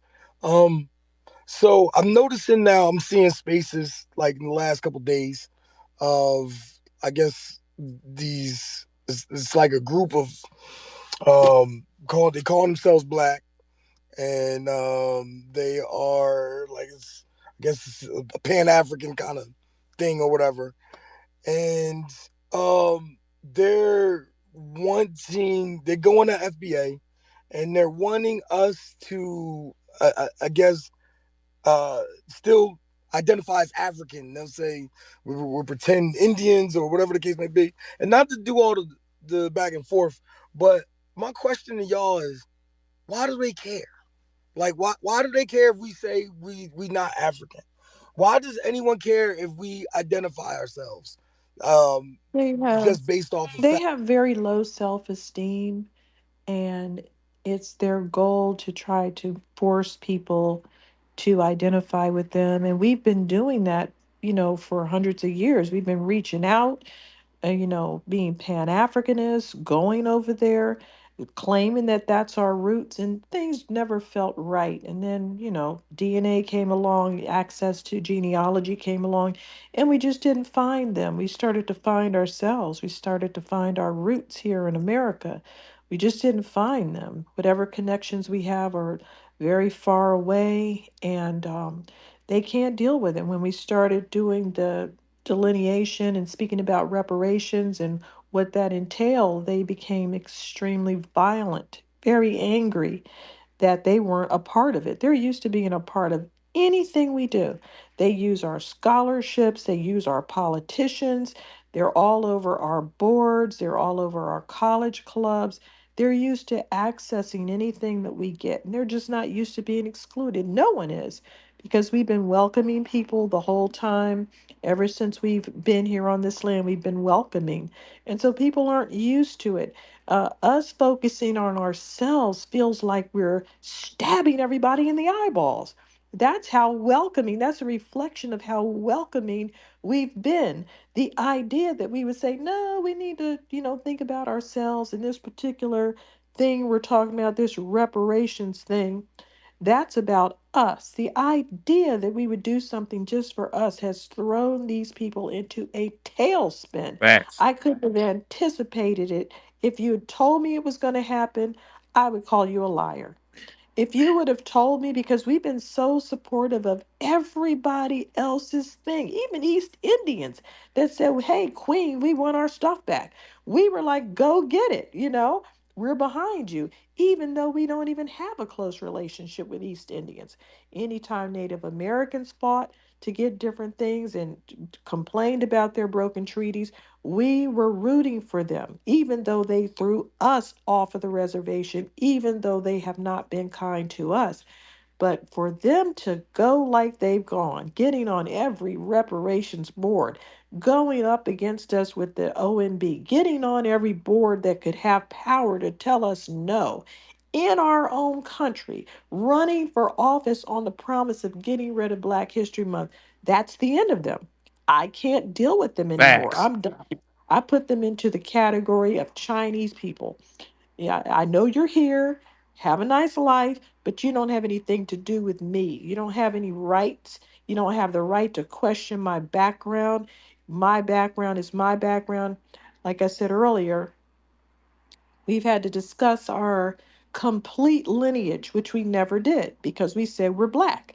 We didn't care if the person looked like Rachel Dolezal or looked was darker skinned. We didn't care about it. We were just black. We didn't categorize it or do any of that stuff. Now that we have to pull all this information out and discuss the fact that we are a multiracial group, we just don't say it. We're just like all the other groups in the Western Hemisphere. Yeah, there's admixtures from all different kinds of scenarios. We don't talk about it, and people don't feel comfortable about us talking. People are very uncomfortable about us talking about it. We get accused of bragging about our lineage, which we're not doing. We're just acknowledging that we are different because of those different admixtures. People that live in Texas have way more Native American admixture in Oklahoma than somebody who wasn't exposed to those areas that had heavy Native American ancestry. So we have all different kind of stories, and it's great for us to get familiar with that, embrace it, do our lineage. It'll make you feel closer to your grandparents. I found out things that I never knew about my great grandparents and my grandparents. So it really helps with you learning about your family. It makes you feel solid, put you on solid ground, and don't let anyone tell you you don't know who you are, because we have the opportunity that other groups in the diaspora don't have. We have great records, and we have access to DNA tests if you want to go there, but we have great genealogy resources, and these other people don't. Yeah, yeah, and what Wani said was 100, but mix that in, brother, with Pan Africanists who are associated with three-letter organizations. Pan Africanist three-letter organizations have historically used Pan Africanists for disinformation. I will give you a main one on Dr. Karinga, Molly Karinga. I My first year professing, I met with the professor of history at a historically black college, and I asked him for his curriculum, and he showed me the curriculum. And the curriculum was Miley Karinga talking. Miley Karinga's the guy talking about Kwanzaa and all that mess. And what Miley Karinga's curriculum does is take Black Americans, take our identity away from America and puts it off in Africa somewhere. And I didn't understand that. I was like, what the hell? But I started. And he was a federal That's where informant I was too. going with it, Mark. He was a disinformation agent. Miley Karinga got charged with some shit that's so heavy that he should be in jail right now. What did he get charged with, Mark? And he got them Panthers killed. He in that university. He was the one who got them Panthers killed in Oh no, Africa. educate us on it. I didn't know. I didn't know about that. What? Yeah, I always forget their name, but when all that stuff happened in that university and those Panthers got killed, it was him working for the government, working for the FBI and the CIA, that stirred all that shit up in that cafeteria, and those Panthers ended up getting Bro, killed. that's what I'm trying to tell y'all how deep this shit. And this dude is still Still living. living, and still professing. This shit deep as fuck, y'all. Like I may have lost my professorship. Like just being honest with y'all, and I don't give a fuck because I'm telling the truth for my people. Y'all are higher than a goddamn job to me. But again, Molly allegedly, let me say it again, allegedly, Molly Karinga is a disinformation agent. This is a highly, according to Professor Griff, it's a highly placed agent who passes different information to other groups. What different disinformation was Molly Karinga allegedly giving the black people? He was giving us information that we from Africa, when we've been here for goddamn 10,000 years. I don't know if we ever been to Africa. Y'all remember kindergarten? The world used to be one place. This used to be Pangea. So how the fuck we from somewhere in particular when the world used to be one place? That's like insanity to me. But Miley is his scholarship is spreading that information that, well, this is Mother Africa, Mother Africa. Now, Dr. John Henry Clark used to say he wasn't saying all that shit for he went to jail. So what that mean? Allegedly. Anyway. Uh, we're about to close the space down. My lady want me. Thank y'all. Thank you. Yes, sir. My lady talking about I need to come to bed, but we gonna get a couple more people. Uh, let's see. The Black, you had your hand up a minute. What's up, Black? What's going on, Professor Wani, Mark, everybody else in the space? Uh, these questions. Do FBA and Africans have the same DNA? Uh, I think not. I don't have a. I don't even want to be rude, but yeah, I think that's a false statement. We are a super amalgamation of different groups of and tribes in the world. That's why we are super niggers. And they've been trying to make a super serum to duplicate us for years, and they can't. So that I feel like this shouldn't even be for up to debate no more, because everything that they come up with is contradicting the past, the present, and whatever they want to think of in the future. Uh, West Africans, my mind's so confused. I'm starting to forget where the fuck is West Africa, anyways, because they say we come from so many different parts of Africa, and these different tribes did so many different things. I'm not for sure if they even know what originally part of Africa these different tribes come from. So it's just puzzling for these people to even claim the parts of Africa they in right now anyway. So it's no paperwork to even prove that most of these folks come from these different little places that they come from. Like, I could have sworn a couple of years ago Nigerians was saying that they oral history said they from India. So I don't What? know. Nigerians Yeah, yeah. from This India? it was a little scam that they. I guess it was a little scam they were running. They, Everything's a scam with them. but they were saying that part a tribe of them come from India, and that's why they practice certain ceremonies. So I don't know. These folks confuse me because they are confused.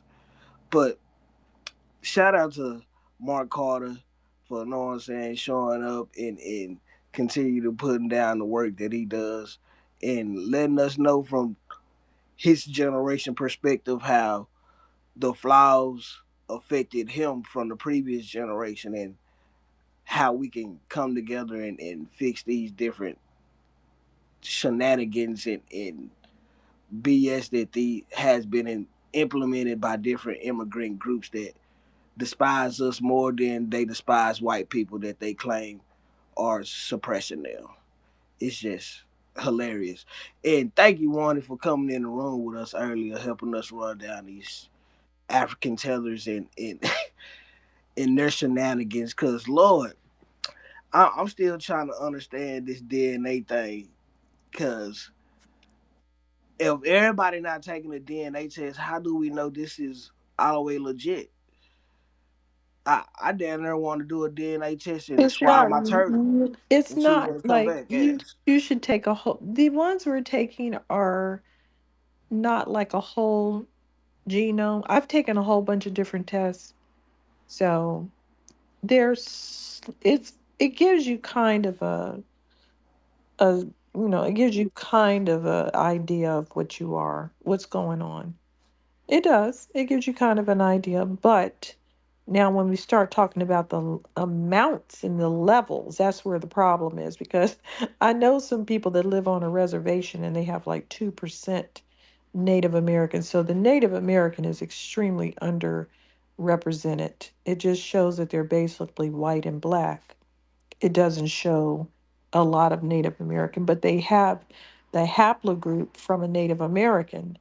So the maternal line is a Siberian woman, yet they don't show that really in their profile. So that just goes to show you what's going on. And I'm looking at hundreds of these tests. Okay. I'm Finesse. But looking at, isn't the Native Americans kind of like Israel right now? You do a DNA test, they gonna kick you out the tribe.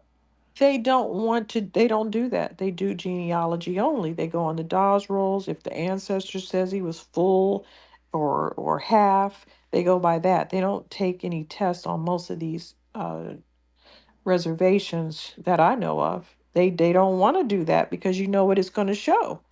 All of those leaders with the blonde hair and the blue eyes are not going to pass muster. And for some reason, they want them to be there leading the tribe. So that's on them. It's not on me. Mm. Hey, Okay, Miss one Chili. last thing. Okay. Professor, have y'all read? Cause I've been in a William Mackey bag lately. Uh, and have y'all read the full volume of the documents illustrating the slave trade in America? Maybe I have read 4 volumes of. I don't know by who. Uh, it's made by the well, it was funded by the Carnegie Foundation by this I this think so. this white lady A named long Doris time Day. ago. But yeah, I've been reading that lady. It's funny how like geography and how they name certain places, well, how certain groups of people name certain areas in the world, and like during the early 1600s, they kept on interchanging the North America with Virginia and the 13 colonies and the the Indies, because they just didn't call it like the West Indies or the East Indies. They always just called it the Indies when they would refer to America. Right. And I found it very interesting. And then I've been reading this book about thieves, generals, and something else. I forgot the full name of it, but it breaks down the white people at during the same time period that they were sent into America in different places, and how the the white people that they were sitting as convicts. I think we're gonna have to open another room because the professor needs to go. Oh no, Oh my bad. yeah, yeah. It's very interesting. DM me that topic, and we'll have a room on it, bro. Anybody want to open a room right now and Ben, I just send you the book. Okay, appreciate you, Miss T. What's on your mind? Hey, Miss T. What's on your Hey, mind? hey, hey, Long Professor hey? time no see, Juaning. baby. What's going on? Oh man, I think we were in a room together yesterday because you heard my story about my Uber driver being Indian and American and Jewish. He was a Jewish rabbi, right? Right. Were you What? in that room? I, Okay, I was in yeah. there briefly, I think. Yeah, so when Wani was talking about the Americans and how they don't take the tests, these DNA tests, um, the guy yesterday he said that the ones that are running the Indian Affairs Bureau, they're less than 1/16th Native American, and they are treated horribly by them. Those that live on the reservations, they receive harsh treatment from them. And it was just a very interesting conversation. I would like to invite him to a space so that we can kind of ask him some questions. I did get his information, so I would love for him to come into this room, a room of scholars. So I will talk to you too about that. But I came up, I wanted to suggest to Mark, since he is going to be speaking with Trump's team tomorrow, something that would really help our people who are in crisis right now is if the Trump administration can force the NGOs, since that money has already been allocated, to force them to also allow Americans to have that same no verification, no qualification access to housing, um, car loans, automobile loans, free health care, and business loans. You've already allocated the funds, it's out there. As you eliminate people out of their housing, our Americans should be immediately be placed in those homes. We shouldn't have anyone else homeless. Even the last administration, before they allowed anyone to come into this country, they should have made sure that every single American was housed, but they failed. So I think I have Mark's number. I will call him and suggest that Mark because is back up. I see him. He's back up. oh, okay. So, Mark, I don't know if you heard me. Oh, no, no, In your I hear you. it, I hear you. Go ahead. okay, yeah. If you can suggest that since the funds are already there, because you told us in a space, you was like, hey, y'all, go get the money, go act a fool, do what you got to do to get the money. If Trump and his team can loosen the restraints on these NGOs, maybe tell them we will no longer fund you if you don't open the funding up for every American, not just illegal immigrants. I think that would help our people who are in crisis right now a great deal. If you can consider that. Similar to when J.D. Vance went to the Carolinas and he saw Americans in FEMA trailers and tents in the winter, but they had empty apartments. And before he left there, every American was in an apartment that night. So I think that's something that could be very workable if you can get an opportunity to suggest that. So And just a quick response to it. Case in point, the city of Chicago received 426 million for flood disaster relief, and then there was another 600 million that the county received. And uh, I was in a meeting with the mayor as well as some of the city council members, and my thing to the people in the meeting, and it was the hardest thing to get them to understand that the money is here. Take over your monies that are in your city. Stop listening to these politicians tell you it ain't time yet. There's a process. There wasn't no process. There was no process for these illegal immigrants, right? Did they Facts. have to go wait on a task force or commission? Or they didn't have to go through none of that. Nope. And so the monies are, and not just those monies are in cities like Chicago, but the budgets have already passed. Every budget has passed already. Your city, county, and state budgets have already passed. The monies for your schools, your parks, your city colleges, your water reclamation, your transit authority, all that stuff is in place. Take over y'all damn cities. Demand that they give y'all money, and whatever has to be done to do so, do it. On top of what you're talking about now, the monies are in your city, counties, and states already.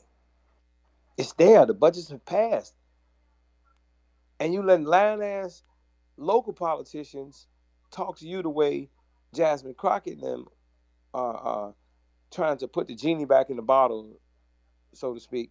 Now here it is. Elon and them are showing that these people are stealing the money, but Jasmine Crockett is trying to tell you, well, you don't listen to them because he's a racist, and because I said that he's a racist. That's why you listen to me. No, you go sit your ass down somewhere. What the hell you think you talking to? You've been busted. And so on y'all local levels, man, your budgets have been passed. All types of monies are already allocated for illegals. Take that New Americans plan and put your name on it. Put your name on it. And don't think that it's still not a hard task in Chicago to get the people to see this. A lot of them still don't see it. And you showing it to them. You know, take this shit over, y'all. Demand that they cut y'all in. The monies are already in your city, counties, and states. Mark, I wanted to add something. President Trump is doing some interesting things and has some interesting proposals for the Department of Education. Man, I've dedicated my life to educating our children. I've made sure that the schools I taught in, to the exception of this is the first year I've taught at a PWI. I've been in Orange Mound, in South Memphis at Lemoyne College for years. You know what I'm saying? Education is a big issue with us, like you said. um we need to focus on young people, man. If it comes to you, the spirit moves you, man, let them know that we need our own school systems controlled by us, or maybe a freedman school system, I don't know, but the school system is a critical vector of attack towards our children, and we need our own damn schools. And if you need me as a resource, man, just, what I'm saying, get my number from Miss T or whatnot, or DM me.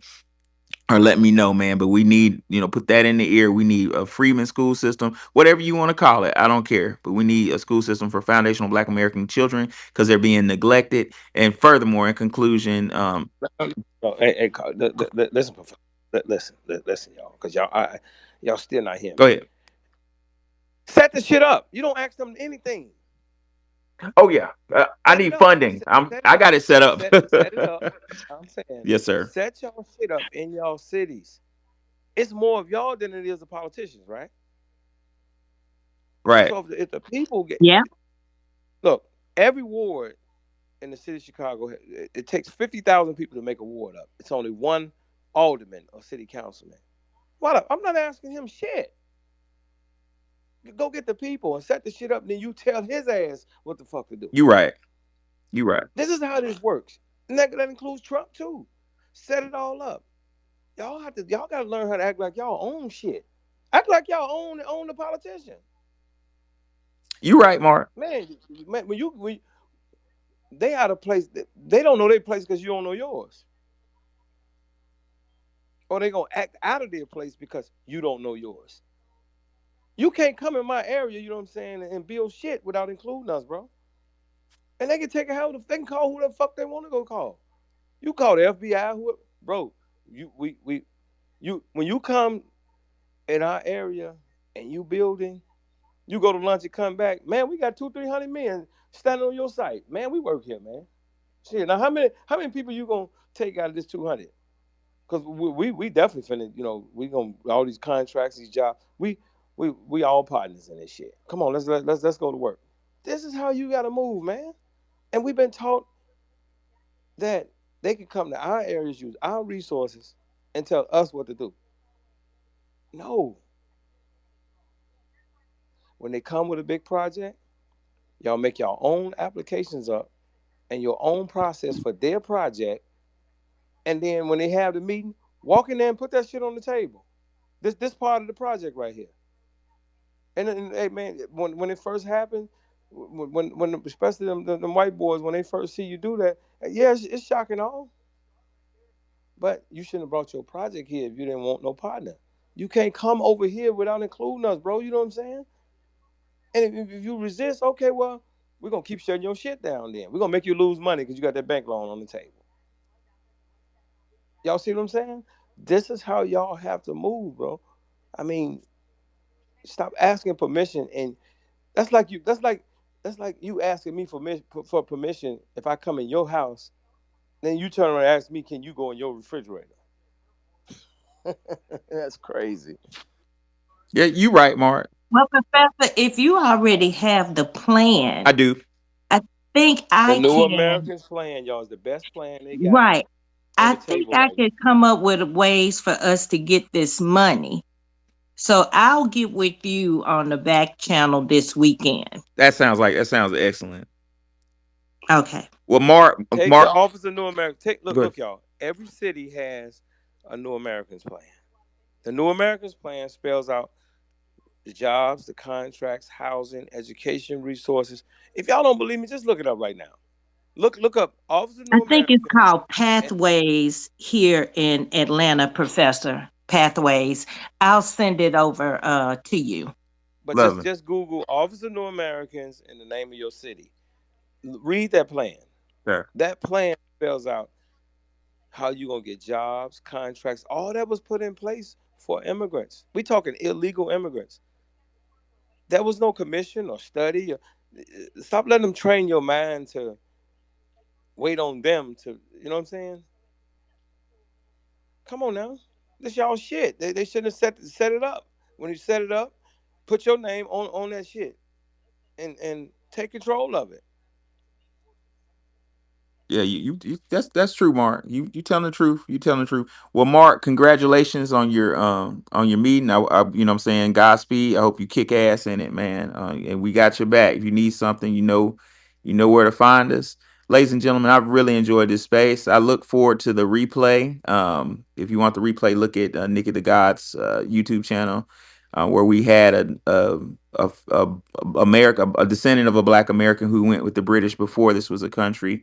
Mark, I don't know if you were here, but we had a descendant of the uh, early Black American. Revolutionary War, Yes, the right? Revolutionary during the Revolutionary War, Mhm. a group of the British had a group of black people who fought with them that they said come to Britain with us, and the gentleman was a descendant of that group. Well, the reason why I'm bringing him up is he said that immigrants, African immigrants, have damn near destroyed them over in Britain, have taken their shit all the way over. And I said he was a canary in the coal mine for us. He's an example of what's going to happen to us if we don't stand up. And I think that was very beautiful for that to happen. Stand up for what is yours. Mark is absolutely right. Y'all, Mark sounds like the old people back in my day. I'm an 80s baby, the greatest generation. They said this is your neighborhood. You know what I'm saying? Question everybody who comes in. Like I told y'all earlier, my grandmama would ask people, brought a girl home or some friends home. She'd say, baby, who are your folks? You know what I'm saying? Before she walked in the house, she'd say, who are your people? Tell me who your people are, because that was our street, that was our neighborhood. So Mark has the right idea. Ladies and gentlemen, I really enjoyed y'all. I learned so much. Um, Me and the lady are gonna watch Avatar. I'm about to get out of here before I get my ass whooped. I enjoyed y'all. I learned a lot. Wani, you have any final words? Oh, good night, everybody. Okay. Mark, did you have any final words? Good night. Anybody want to open a room and continue talking about things? Oh, I'll Tariq come doesn't over have to a the. oh, room oh, oh, going on right oh, now. Wani, Good I could night. do the usual if you want me to. No, no, Okay. no. It's Okay. fine. No, well, we can close it, Okay. and we'll just wait for Tariq's Okay. room. Yeah. Text me when Tariq's room pops up. Miss T, did you have any last Okay. words? No, just that I'll be getting with you over the weekend. Okay. Good deal. All right, y'all. I love y'all.